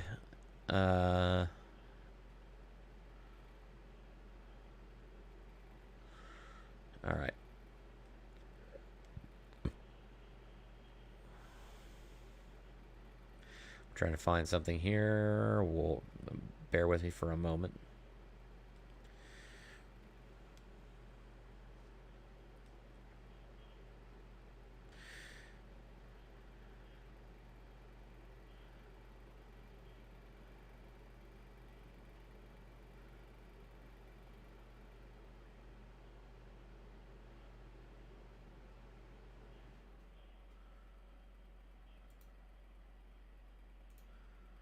Trying to find this video. Oh, you want me to talk for a minute? Yeah, go ahead. All right. So yeah, it's the Soviets and the Americans, they sure, I mean, they did a lot of things to push the envelope, which was both good and bad for space travel. Um, but one of the bad things is there was a lot of people on both sides that suffered because of pushing the envelope. But a lot of these guys, they knew what the hell they were getting into and were more than happy to do it. So, um, it's one of those things where, you know, if you have willing participants, why wouldn't you take the chance? But you wonder how much the government didn't tell them of both countries. Uh, so I don't know, it's an interesting dilemma where they told everything and were just excited to be a part of it, or were they lied to and were only a part of it because they didn't think the risk was as much as they thought it was. So it's one of those questions that definitely is something that, again, we'd never have the answer to, but I think it would be kind of cool to figure it out and see what's going on. So Absolutely. That's definitely one of those where, I mean, you'd love to know the truth. yeah, I say, because it's just, yeah, the truth about this is just so wild as it is. It's hard to really parse it out. yeah, for sure, for sure. And we'll probably never get the whole truth about any of it, like many of the activities that our government takes part in. So Yeah, you know, it's the mystery. That's really the fun part, is the mystery. mm-hmm. So now we're gonna do a short video here. It's about 10 minutes. We'll kind of break it up as much as we can, but we'll kind of give you a little bit more information on the Judica Cordiglia brothers and what they supposedly recorded. Okay. And then we'll hit probably their most famous recording after that. Sounds good. Okay. And we will have to pause a little bit through here, just making sure everybody's aware of that. So, you know, want to make sure we give proper credit. Dark 5 has a number of other smaller channels. This one comes courtesy of his other channel, Dark Space. Great little mini documentaries about various topics. Please definitely go check that out and say, it's been a very cool fascination of mine to watch a lot of these videos. So, yeah, just want to make sure I put that out there. Yeah. Throughout the space race, amateur radio operators from all over the world attempted to eavesdrop on American and Soviet missions, creating their own equipment out of second-hand radios, used pipes, and even chicken wire. In contrast, official government equipment cost millions of dollars in construction and maintenance alone. For Italian radio enthusiasts Achille and Giovanni Judica Cordiglia, their hobby took over most of their life. After building their own radio tower in their parents' land, they intercepted communications from both American and Soviet missions. On November 28, 1960, Achille and Giovanni intercepted a sudden Soviet transmission. The brothers were astonished, as the USSR had not announced any mission. And instead of random beeping or technical conversations, it was a call for help. This message was the first in a series of calls that led to a conspiracy theory that has become one of the Cold War's biggest mysteries. the possibility that the Soviet Union concealed failed manned missions from the rest of the world.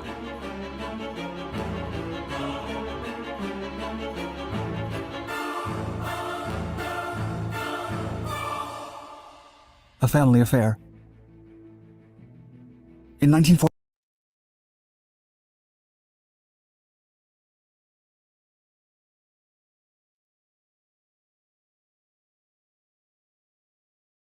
You're muted.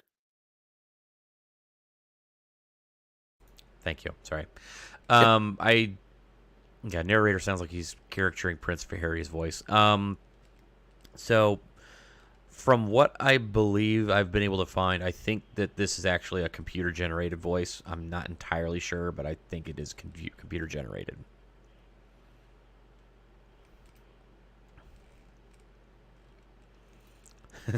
SOS, we hit the dome.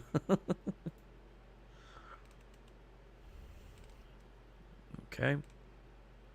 49, while driving with their family in Lake Como, radio enthusiasts Achille and Giovanni John Judica Cordiglia stumbled upon a group of American military men selling surplus radio equipment at 5 cents a pound.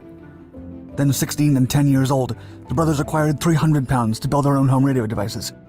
They were soon conversing with newfound friends from all over the world through several frequencies. In 1957, when the Soviet Union launched Sputnik 1, the world's first artificial satellite, the siblings, now in their 20s and with more knowledge than ever before, gathered in their radio room to find the frequency. After searching for a while, they heard a weak but unmistakable sound, a beeping coming from outer space. In an interview with Vice decades later, John recalled the experience, quote, "My God, it was unbelievable. We were the first people in all of Europe to listen to the signal of Sputnik 1. After the feat, the brothers' fascination with listening to missions' frequencies became more than a simple hobby. They would spend countless days and nights tinkering with their equipment, filling their parents' home with homemade antennas.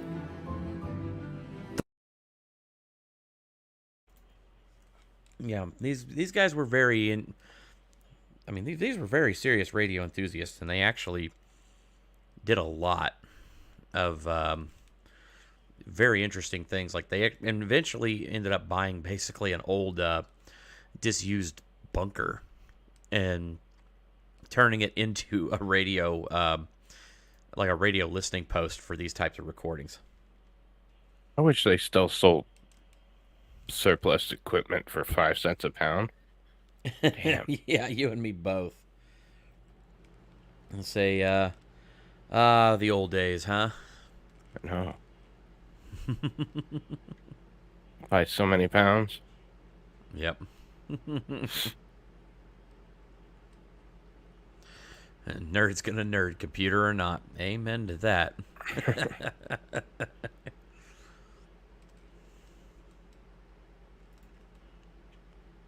Say everyone looks so old in the black and white days. Well, is what it is. The brothers kept listening to transmissions from every new space launch mission from either the Soviet Union or the United States. They even captured live streams from missions such as Sputnik 2 or America's first artificial satellite, Explorer 1, in 1958. As John recalled in the Vice interview, quote, "There was a new world out there, and we wanted to be a part of it." Torre Bert. In 1959, the Judica Cordiglia household moved to the outskirts of Turin in northwestern Italy, where the family had purchased a 16th century villa. The brothers installed their listening equipment in an old bunker within their land and spent the winter of 1960 inside the shed, perfecting their apparatus. They christened their station as Torre Bert, short for Villa Bertolazzona, the original building's name. Achille was in medical school, but spent all his free time inside the bunker, while John took up engineering classes to better understand the material. They would listen to conversations between cosmonauts and ground stations for mere seconds as the spacecraft hovered over Turin. With the Sputnik program in full swing, and because of Italy's proximity to the inherently secretive Russia, the brothers decided to concentrate their efforts in the Soviet Union's cosmonaut missions. Still, they had more ambitious goals in mind. The siblings wanted to improve the radio tower, listen to each mission for a more extended period, and begin tracking satellites. To achieve these objectives, they needed a movable dish antenna that would follow objects across the sky and be able to pick up even the faintest of electronic signals from space. While global governments spent millions of dollars on elaborate transmission devices, the young Judica Cordiglia students had no choice but to build their own. The brothers looked in junkyards for pipes to build the antenna's framework, a steering wheel to move the device, and truck bearings to carry the massive project. After months of effort, They had also built other equipment such as screens to follow the device's movement and a listening console with recorders to tape messages from the passing satellites. Although the brothers lacked substantial funding to buy technical journals or hire an expert, the young space enthusiasts built a filtering device to screen out unwanted noises and came up with a method to determine the frequency of 6 different Russian tracking stations. Construction and maintenance alone. Sorry. Anyway. Yeah, so these guys were definitely serious about it. I mean, remember, it just reminds me of how much better people in general were, like, more enthusiastic about these kinds of things, because these guys had no idea about this stuff. They just bought stuff, took it apart, put it back together, learned how it worked, and then built their own equipment. I mean, American that's pretty... ingenuity in Italy. Yep. I mean, so that used to be what people did. Like, I mean, when you didn't have the internet and you didn't have all this other stuff, I mean, a lot of times this is what folks would do, just to pass the time. God, we need to get back to that so bad. Ham radio today is extremely popular globally. Absolutely, it is. In fact, I have quite a few friends of mine that are ham radio operators. I have considered it, but I already have way too many hobbies as it is. And now you have to be licensed and all kinds of crap. Like, oh yeah, all that stuff. Oh, cool. Let's say Barbara's thinking about getting her license. Yes, it is impressive what they did.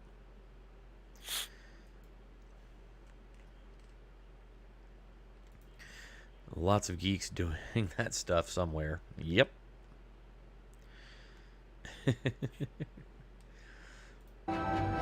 Lost Soviet cosmonauts. On November 28, 1960, Achille and Giovanni intercepted a strange Soviet transmission. The brothers were puzzled at first, as there had not been a public launch announcement. Instead of random beeping, as they usually heard from the other satellites, they caught an SOS call in Morse code. 3 dots, 3 dashes, and 3 dots were transmitted from a spacecraft seemingly moving away from Earth. By this point in time, the Soviet Union had already launched a dog into space. Still, no nation had sent a human beyond the Earth's stratosphere. According to Giovanni's interview with Vice, both brothers were confused. Quote, "Maybe the Soviets had managed to launch a cosmonaut into orbit, but they'd lost them into space. We had no proof, but it was the only theory that seemed to fit. Why would an unmanned craft transmit a distress signal?" 3 days after the SOS call, Russia admitted that a recent launch had failed, but did not mention that a human had been aboard the capsule. This was only the first in a series of mysterious mayday calls the brothers intercepted over the years, a theory that became known as the Lost Soviet Cosmonauts. In February 1981, Torrebet again intercepted a strange wordless signal. The noises resembled the racing beat of an overexerted heart and labored breathing sounds. The siblings took their recording to famed heart surgeon Dr. A. Dorliati, whose verdict was that the noises belonged to a dying man. 3 months later, the brothers intercepted another unsettling call, in which the voices of 2 men and 1 woman could be heard desperately screaming, quote, "Conditions growing worse. Why don't you answer? We are going slower. The world will never know about us." The transmission then ended abruptly. Alaskan and Swedish radio interceptors also picked up this distress signal, but neither knew their real purpose.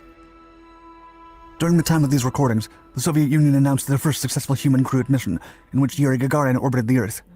And on June 14, 1963, they recorded a female voice that allegedly belonged to cosmonaut Valentina Tereshkova. The brothers claimed it was recorded 2 days before the official launch date provided by the Soviets. The Judica Cordiglia siblings were convinced that these calls pointed to the Soviets launching people into space, losing them to accidents, and covering it up. So again, these guys were picking up this stuff, and they were actually tracking this information, I mean, better than even NASA was at the time. Not to mention the fact that these signals were not just being picked up in one location by these guys. They were also being picked up in other locations. Just kind of makes it a little bit more, adds a bit of more of a sticking point there. Yeah. What languages are these distress calls transmitted? Well, we've already listened to one. We'll listen to another later, but they are in Russian. The specific distress call, the SOS, was in Morse code. Obviously, that's the universal SOS. But I mean, not much else to say there. Yeah. A visit to NASA. Torre Bert was more rudimentary than many nations' official space displays. Still, the Judica Cordiglias had exceptional knowledge that far exceeded other home radio listeners. In 1964, the siblings won a space quiz TV contest, earned $3,000, and immediately spent the money on a trip to America. With help from scientists such as Dr. Walter Ramberg, they visited NASA and arranged a meeting with space communication specialists. While in NASA, the brothers played tapes that they had recorded of John Glenn's conversations with capsule communication, recorded during the Friendship 7 mission in 1962. American officials were astounded. Harry J. Gett, the Goddard Space Flight Center director, told their translator that they had done a remarkable job, but that he was worried that amateurs had been able to access secret working frequencies. When the scientist asked the brothers how they had determined the specific frequency in the L-band, they answered, quote, "Easy. We saw a pre-flight picture of the Glenn capsule, and we figured out the frequency from the size of the capsule antenna." The response convinced NASA officials of the brothers' capabilities and made a deal with them. The scientists would give them 2 NASA frequencies in exchange for 2 of their acquired Russian ones. Zeus Network. So yeah, even NASA had to admit that these guys were onto something. That's pretty wild, if you ask me. Yeah. Yeah, I'd say even in a certain video we'll be watching, I believe on Meaty's channel tomorrow, wink wink, I'd say NASA was utilizing a lot of talent from a lot of places, not just in the U.S., but yeah, I mean, they were getting all kinds of folks. They were using whatever they could, for sure. Yep. Say, and we'll definitely be sure to plug that at the end of the show. Yes. Because I'm looking forward to that. I'm really looking forward to it. Xcomer. So no message like "Holy F, it's flat." No. Apparently, they launched into space, and wouldn't you know, the Earth is round. Who would have thought? No. Boulder Dash. Who would believe that? I mean, everybody knows that the world is turtle-shaped. Stephen King said so.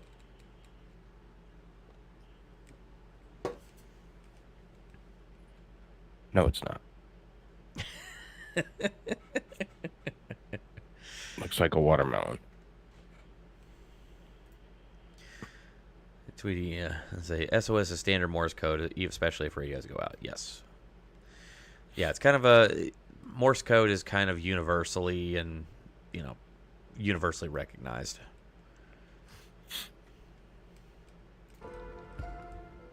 As Torre Bert became more complex, the brothers realized that they would need more hands to operate it. They recruited over a dozen space enthusiasts and asked their younger sister, Maria Teresa, to learn Russian to translate messages from the crewed Soviet flights. Giovanni also recruited his girlfriend, Laura Furbato, to enlist other amateur space fans and build the Zeus Network, a worldwide organization formed of global space fanatics. The brothers' network eventually forecasted, 12 hours before the fact, that the Soviet Lunik 4 launched to the moon would miss its target by 5,000 miles. A year after its foundation, the Zeus Network had 17 stations spread all over the planet. The last recording. On March 18, 1965, the Judica Cordiglia siblings recorded cosmonaut Alexei Leonov's voice as he performed the first spacewalk in history. Although the Russians hid the fact that Leonov's suit had suffered a malfunction, Giovanni and Achille informed NASA of the error. Leonov's mission was the last of their controversial Soviet recordings. On July 20th, 1969, 12 years after they first recorded the Sputnik 1's beeping sounds, the brothers intercepted the moon landing. This event marked the end of the brothers' 2-decade intriguing exposés, as the moon landing was televised for the entire world and interest in radio broadcasting dwindled. After the 1969 mission, the U.S. was perceived as the winner of the space race, and both nations turned their focus to nuclear matters. By 1966, the brothers had dismantled Torre Bert. The Zeus network eventually stopped growing as the siblings turned their attention towards other studies and their families. Achille became a prestigious cardiologist, and John became a famed forensic scientist who worked with the Italian police for decades. The brothers have always insisted that the true purpose of Torre Barrett was not to unmask secret Soviet missions, but rather to pursue their passion for technology and homemade equipment. Whether the brothers intercepted distress calls were misunderstood due to language barriers, or if they really belonged to cosmonauts in peril, the truth still remains as one of many secrets from the now defunct Soviet Union.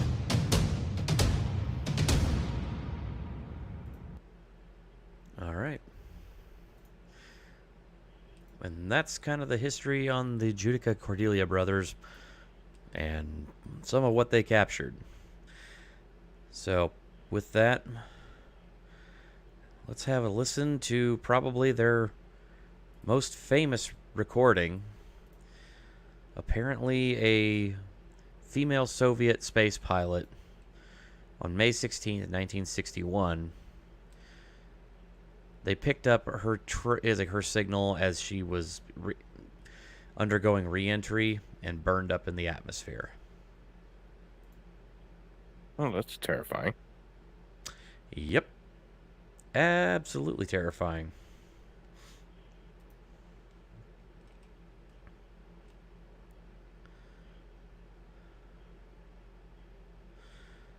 There we go. And this one, if I remember correctly, does have the translation. I could not find one that has the translation actually synced up, like as things are being said, so it's the best I could do, guys. I did look. I didn't find anything like that.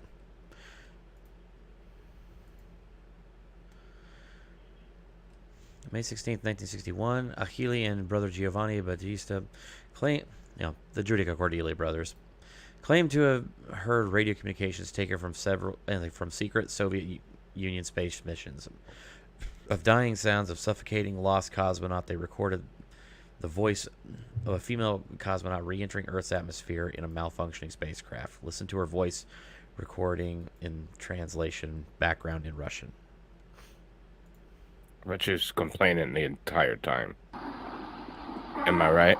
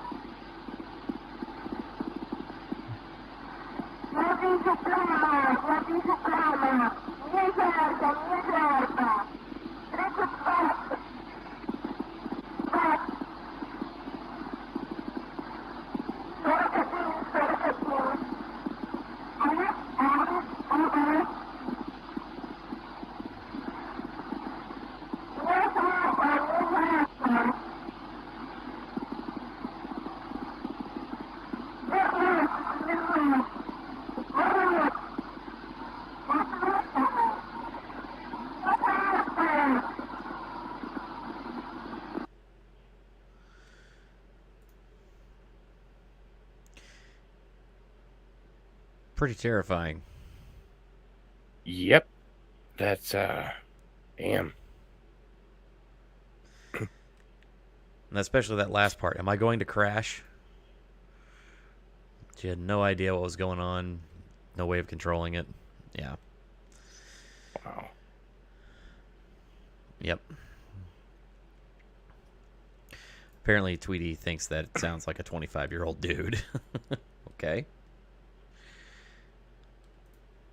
So it kind of sounds like the pilot of Farscape, but not intended.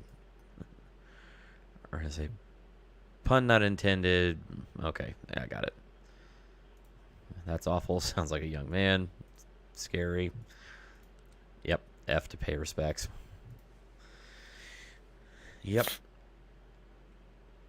Yeah, and so, I mean, there's 3 kind of well-known recordings. There was the one where the guy we listened to earlier, where the guy basically sounded like he was screaming at the operators as his capsule burned up. This one, and then the other one where it was just like the SOS, and there was one other one where it basically was just sounded like a guy breathing, and a basically like a heartbeat sound, as the was in the Cordiglia brothers recordings. Yeah. So that right there is kind of what we've got out there as far as the as the lost cosmonauts. It's what exists out there in the world. Do we really have any answers? Not really. We've got some very interesting evidence. We've got some fascinating stories. It's a mystery. It's one that, yeah. The veil of the Iron Curtain still stands even all these years later. Mm-hmm. And we just have only as far as the Soviet Union to look. I mean, just as far as the how many different projects they've started and abandoned, and I mean, the fact that they literally had 2 completed space shuttles, or almost completed space shuttles, and then they literally just abandoned them, and the Buran shuttles are still there, just completely abandoned. Yeah. It's just kind of scary. Say all these incredible things that happened all these stories that come out of the secrecy of the Soviet Union, and I think a lot of the mystery is, and a lot of the interest just kind of comes from the fact that we don't know a lot, and there's a lot of stuff that's classified, and probably stuff that'll never be declassified if it's not already been destroyed. Yeah, it's already gone. All that Yeah. stuff's already no longer exists.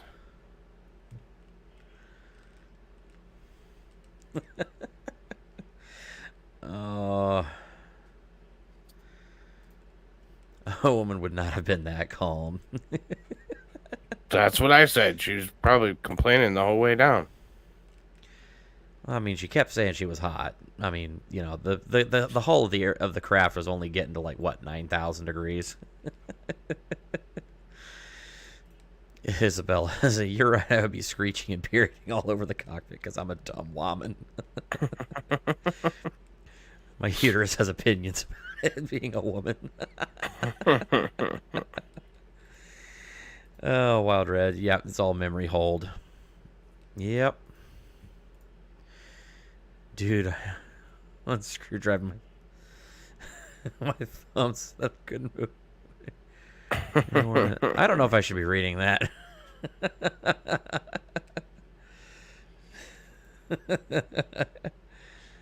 Oh my goodness. So that, folks, is the Lost Cosmonauts. That's what we have and what we know.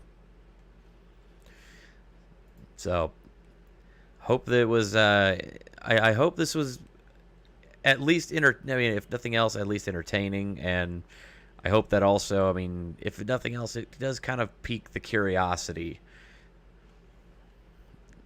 Because that's what we like to do here.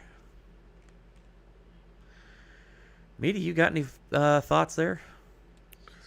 I mean, it's just interesting to see how people like what our governments cover up, and you know that they're covering up some stuff. So is it everything? Is it some? Is it, you know, what did they do a better job of covering up that we don't even know about? You know, so I don't know. It's an interesting topic. It's always intrigued me. So Yeah, just in general. definitely an interesting idea. Mhm. Xcomer says, will episode 007 be a spy special? That's not a bad idea. Should I might be. have to make note of that. That would actually be kind of funny. Yeah, I've got some words. Don't step in a Russian space shuttle. Thanks, Wildhead. Yeah, most of the time whenever they talk about, like, you know, Russian technology and whatnot, I mean, the fact that they're still using basically the same Soyuz capsule that they've used since the 60s. I'm like, nah, you know, I'm good.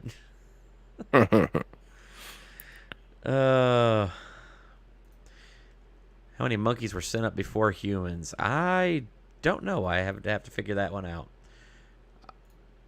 I think I just think the it was one. at least two. Was Maybe it two? one, maybe two. I thought it was How just the one. many monkeys were sent to space? Holy crap. Apparently 32 monkeys to date have been sent into space. Holy shit. Wow. Wow. And that is by all world space programs, not just the United States. FYI.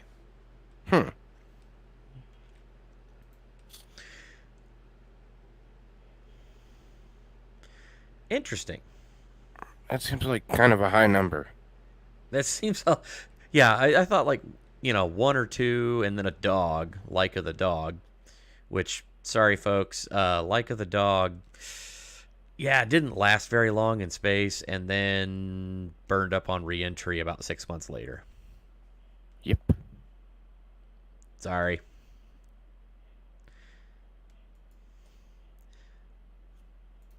Tweety, no.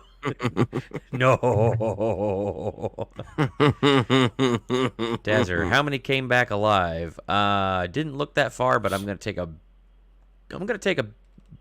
guess that it was somewhere between 0 and 0.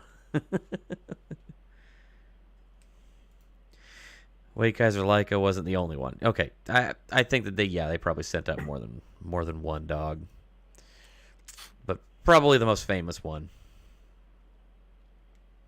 Yeah. There were a couple of dogs that were sent up too. No, I believe so. Yes, we mentioned Laika. Apparently, there was more than one. Okay. Well, with that, how about we go ahead and do a little bit of bonus content here, because if you don't know about this,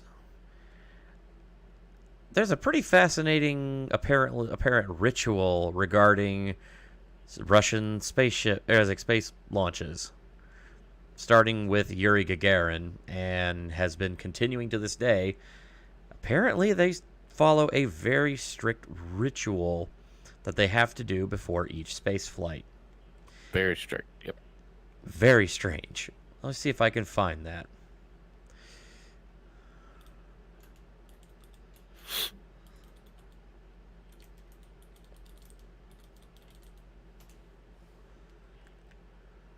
Also, are you bringing in the drop bear, or is he still not there?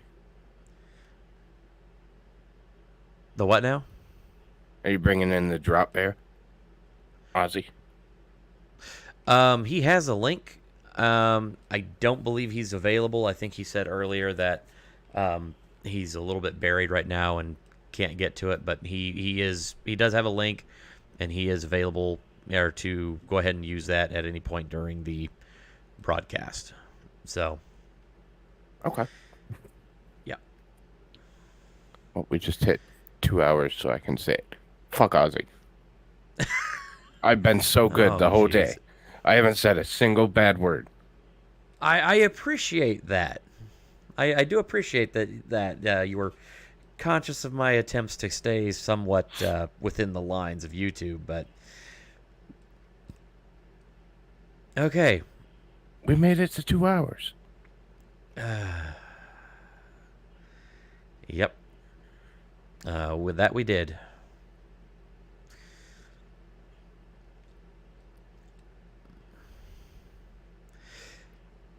Wow. I don't even know where to go after that when you kind of derailed my brain.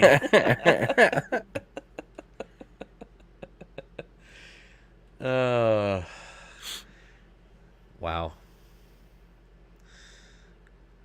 Anyway, let me try and find this bit here. Mega projects, Soyuz. Is he trying to get his money out of the bank? Yep. I would be.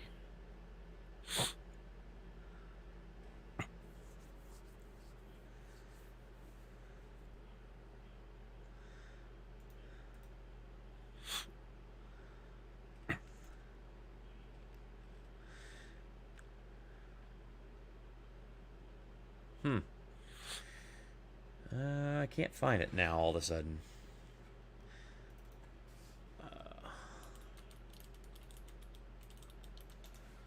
Hang on, maybe it's in the... Oh yeah, the Baikonur Cosmodrome. There he is. And...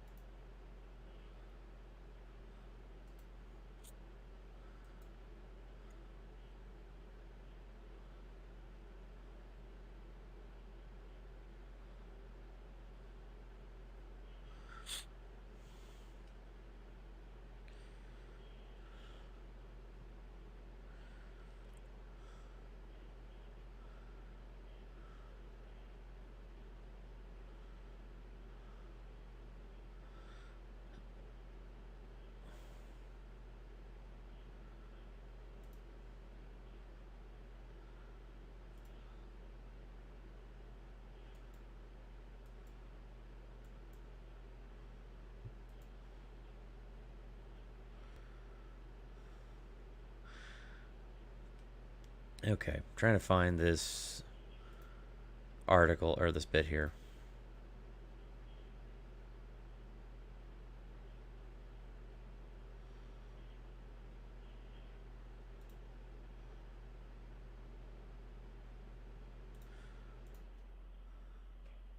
Okay. And we'll kind of check this out. This is a little bit of from Geographics, and we'll kind of play this little excerpt here. Kind of a little bonus content.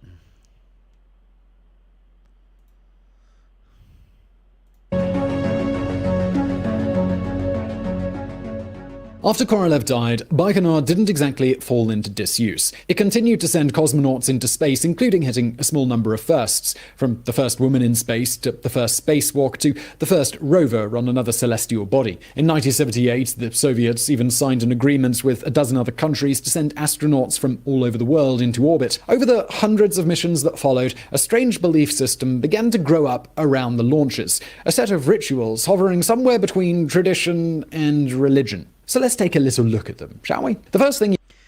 Yeah, this is going to get really weird, guys. That's all I can do is just tell you. It's going to get weird. You need to know about flights from Baikonur over the last few decades is that they've all run like clockwork. At precisely 7 a.m., the Soyuz rocket is always drawn out of its hangar.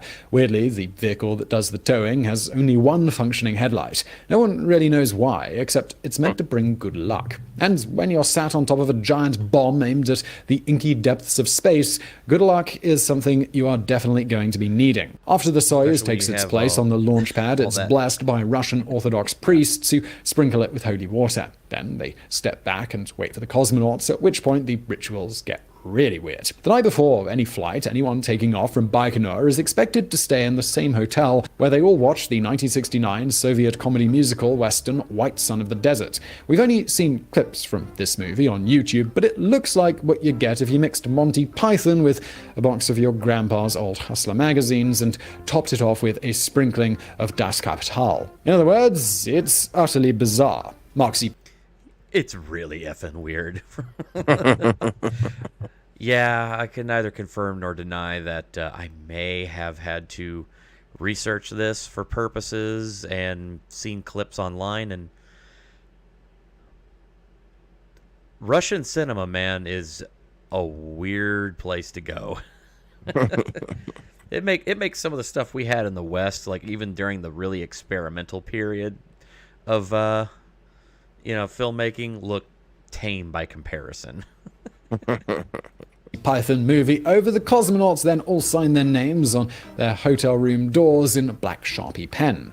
Come morning, a bus takes the riders to the recently blessed Soyuz, but not all the way. First, it must stop en route so the male cosmonauts can urinate against the back wheels. Supposedly, this is something Gagarin did before his legendary flight, and no one wants to break the tradition. When the now urine-soaked bus finally drops them at the launch pad, a group of Kazakh cheerleaders waving gold pom-poms comes to welcome everyone off the bus. They then walk through a tree-lined avenue to where their rocket awaits.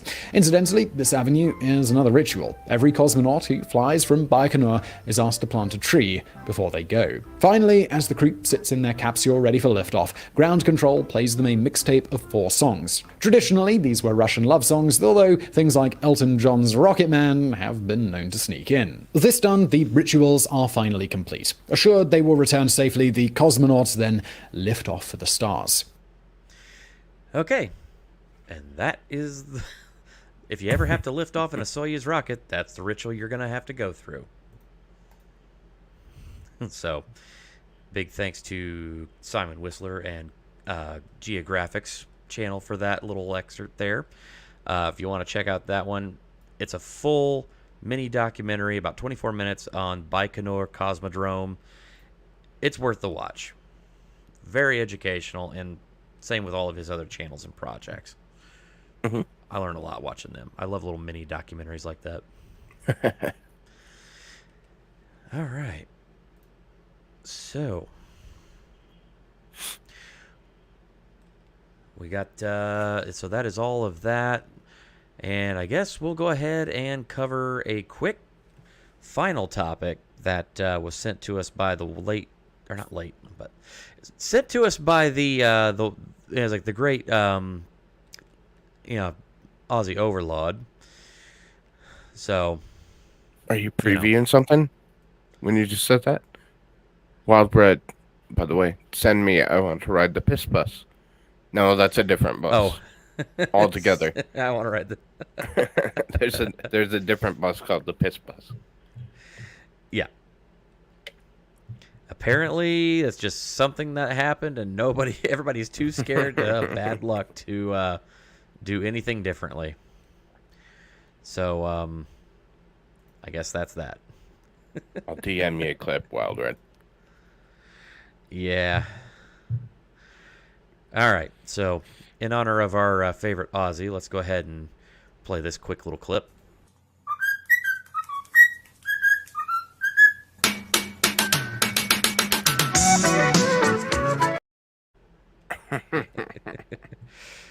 All right. So let me grab Discord here. And Vice is. What's up, buddy? oh, Legal Vice is in chat. Oh, man, I am so sorry. I've been sending out notifications. This stream has basically been sitting live for like a week and a half. So I sorry. YouTube's gonna YouTube. Sorry, buddy.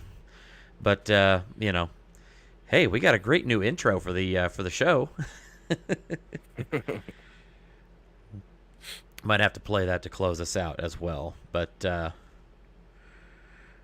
yeah, we're gonna go ahead and kind of do like one final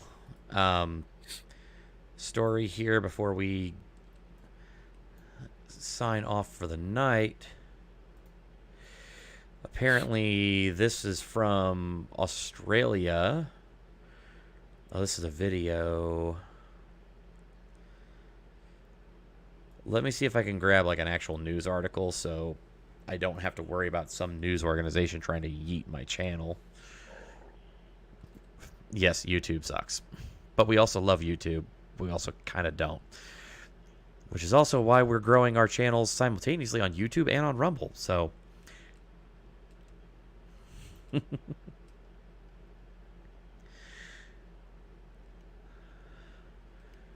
right.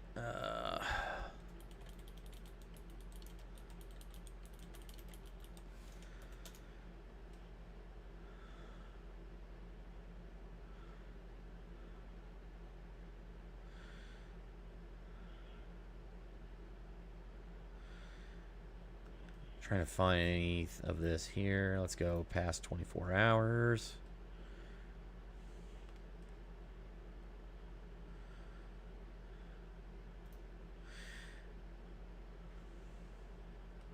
Okay, looks like this is the same.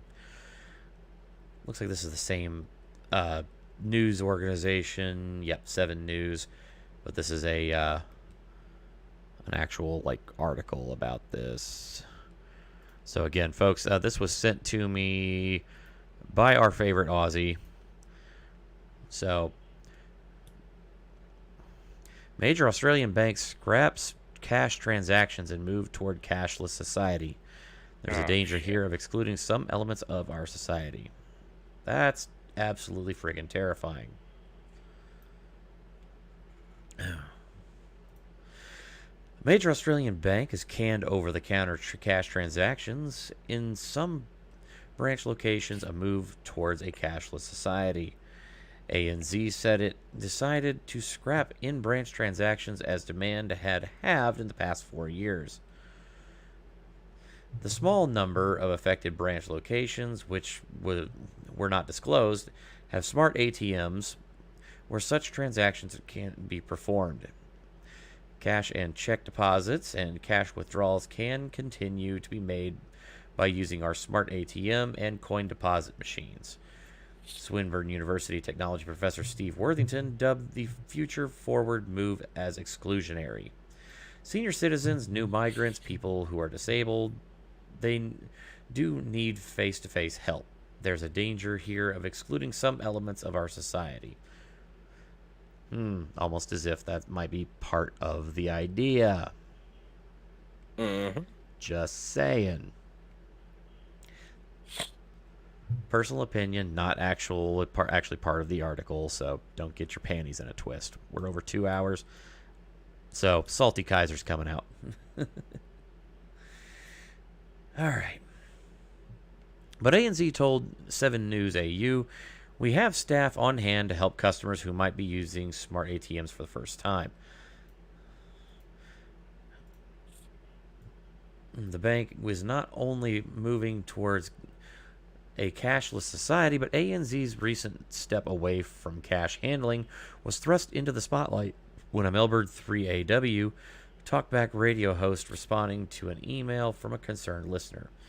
7 News understands ANZ has been dealing with fewer cash transactions nationally, not just in the branches, which have called it quits to face-to-face transactions. Banking for millions of Australians has changed over the past 4 years, with 50% fewer ANZ customers now opting for in-person transactions. Scrapping in-branch transactions is not new and comes as 30% of bank branches across the nations major capital cities have closed down altogether, dropping from 3,335 in 2017 to 2,332 in 2022, according to Australian Prudential Regulation Authority, APRA. 7 News understands that only 8% of ANZ customers and 3% of NAB customers rely solely on branches. ANZ said nowadays most customers who visit bank branches are there to discuss more complex and big financial decisions, such as borrowing for a new home or establishing business accounts for a new business. 7 News understands ANZ's decision to scrap face-to-face cash transaction frees up staff to have those conversations. Gee, they want you to not have cash and they want you to take out more money. Regional closures have rural Aussies begging. But as Australia's banks move toward a cashless society, rural Australians are being left in the lurch. Many rural Australians are making treacherous trips through winding mountain ranges to get to the nearest bank, taking days off work to manage their finances and live in fear of being left behind if they cannot access cash. More than 150 people and organizations have written to a Senate inquiry into the closure of county bank branches, describing the effects of losing their essential local services. The inquiry examining increasing branch closures across regional Australia, as more than 650 branches have shut down in the last 5 years to June. Many people have pleaded with government and the big four banks to back country people with their communities. Please, I beg of you, do not allow this matter to be swept under the rug, and for the sake of the nation's future. Jim Seymour, a former resident of Tenterfield in northern NSW, wrote. I believe that's New South Wales.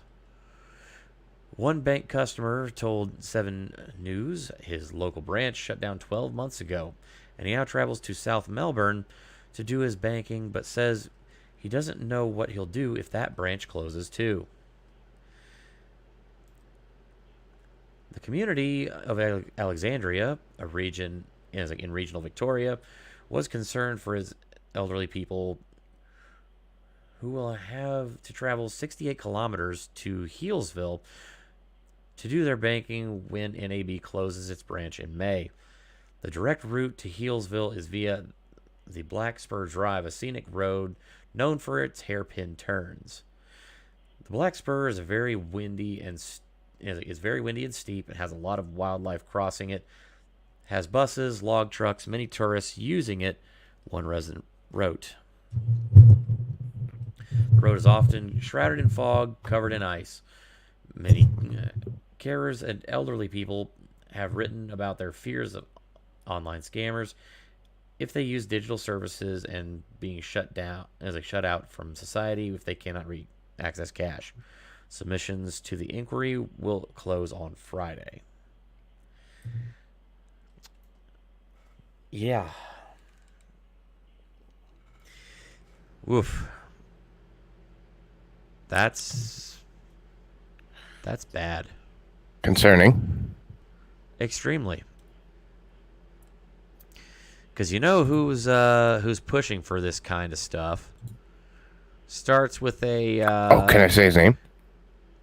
We're past 2 hours. George Soros. I was gonna say Klaus Schwab. Same thing. Yeah, they're both assholes. Same thing. Yeah.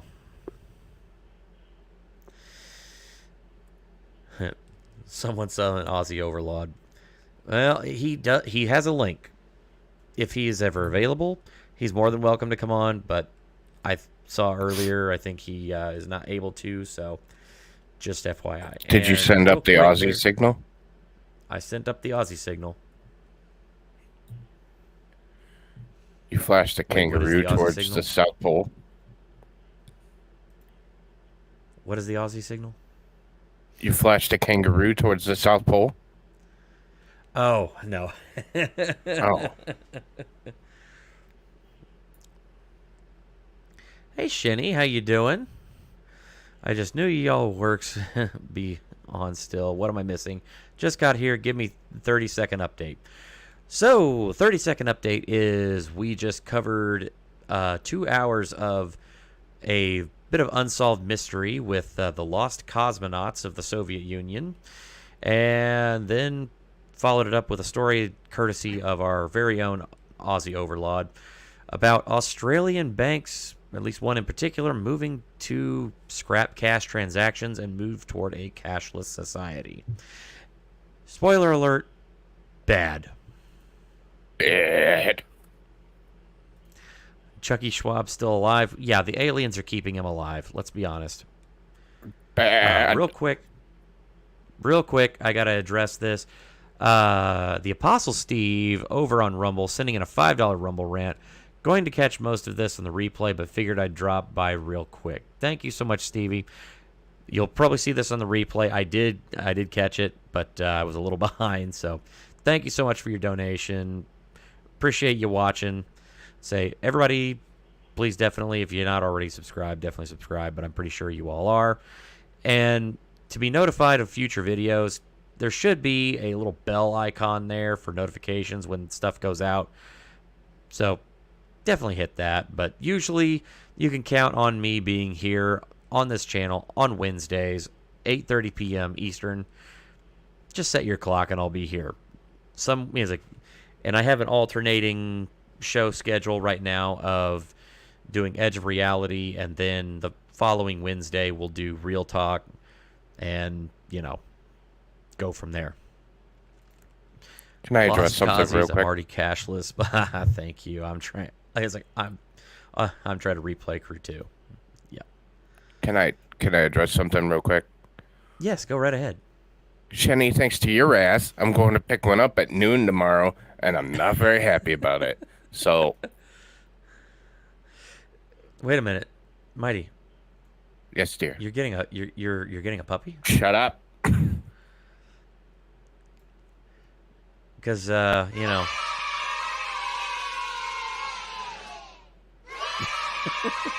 This isn't my channel.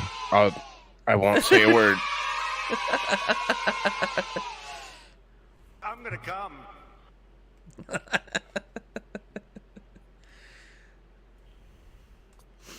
Oh. It's okay, buddy. Fuck off. I couldn't hold it back anymore.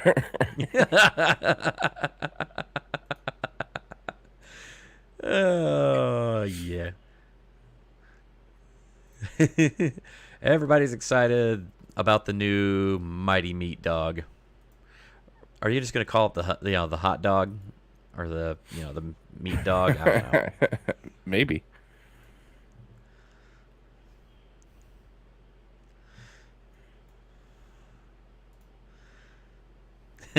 Guys are trolling Mighty for a change. It happens Puppy every stream once in a win. while. Mighty Pup. Yeah, there you go.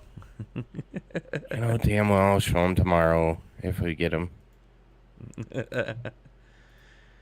Well, we're going to have to definitely see that. I mean, love our puppers.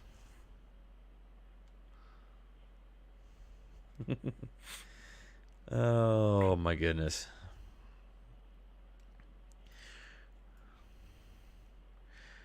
Well, folks,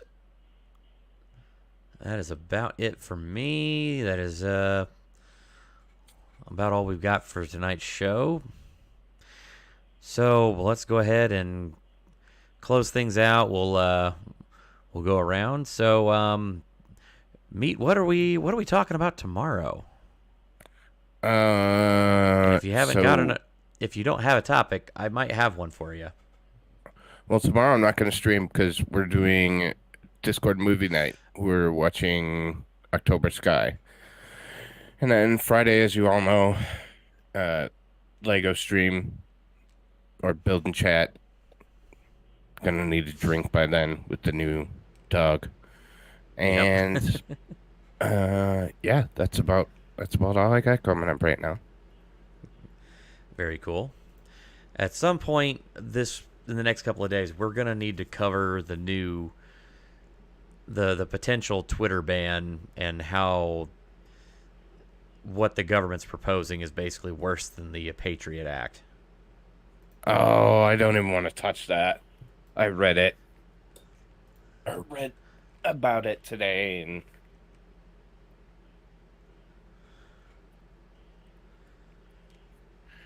So Yeah, we could- you apparently have opinions. I always have opinions.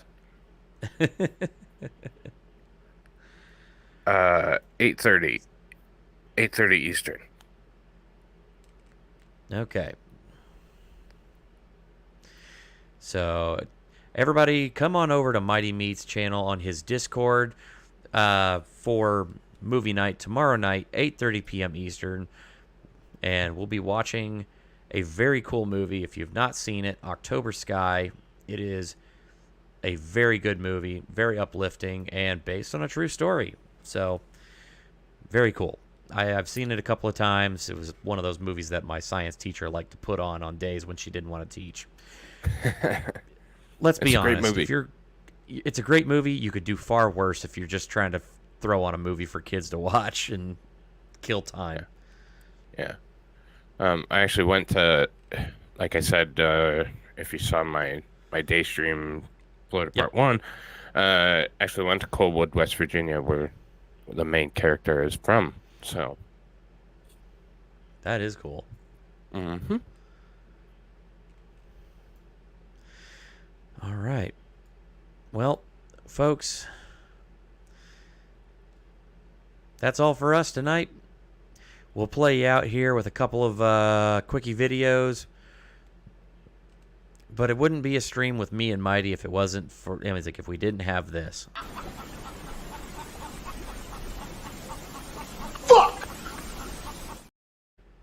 Fuck duck. Fuck duck. All right. So, folks, we're gonna play you out with my new intro for this show. I did play it at the beginning of the show. We'll do it one more time for the outro this time. But everybody, thank you so much, and don't forget that we do have episode 5 of Edge of Reality coming up. Looks like that is going to be on April 12th. So, April 12th, we might have to do something but with that date. If anybody catches my drift. 412. We might have to... that's right around the time that the Titanic sank. Oh, okay. We might have to do Titanic mysteries for that one. Yeah, there's a lot of them. There's a lot of them. So that's an idea. If anybody likes that one, definitely feel free to go over to my Discord. Tell me what is like if that sounds like a good one to you.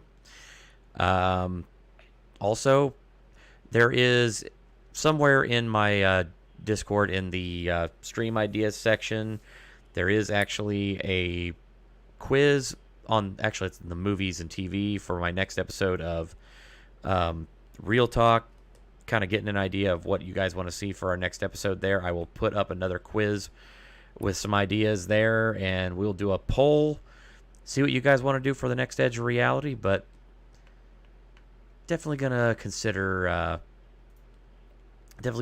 Titanic mysteries for the next one. That could be fun. That could be fun. Yeah. All right. Thank you all so much for watching. And thank you to Mighty Meat for joining me on yet another fantastic show. And Anytime, sir. absolutely. And folks, thank you for watching. We'll play you out. This has been The Edge of Reality, episode 4. You ever wonder why we're here? You ever notice that the information that we're being fed doesn't always add up to the truth? Do you ever look out your window at night when the rain's falling down? You ever look down the street and wonder what is going on around you? You ever look out at night and ask yourself, is this all that I am? Where am I?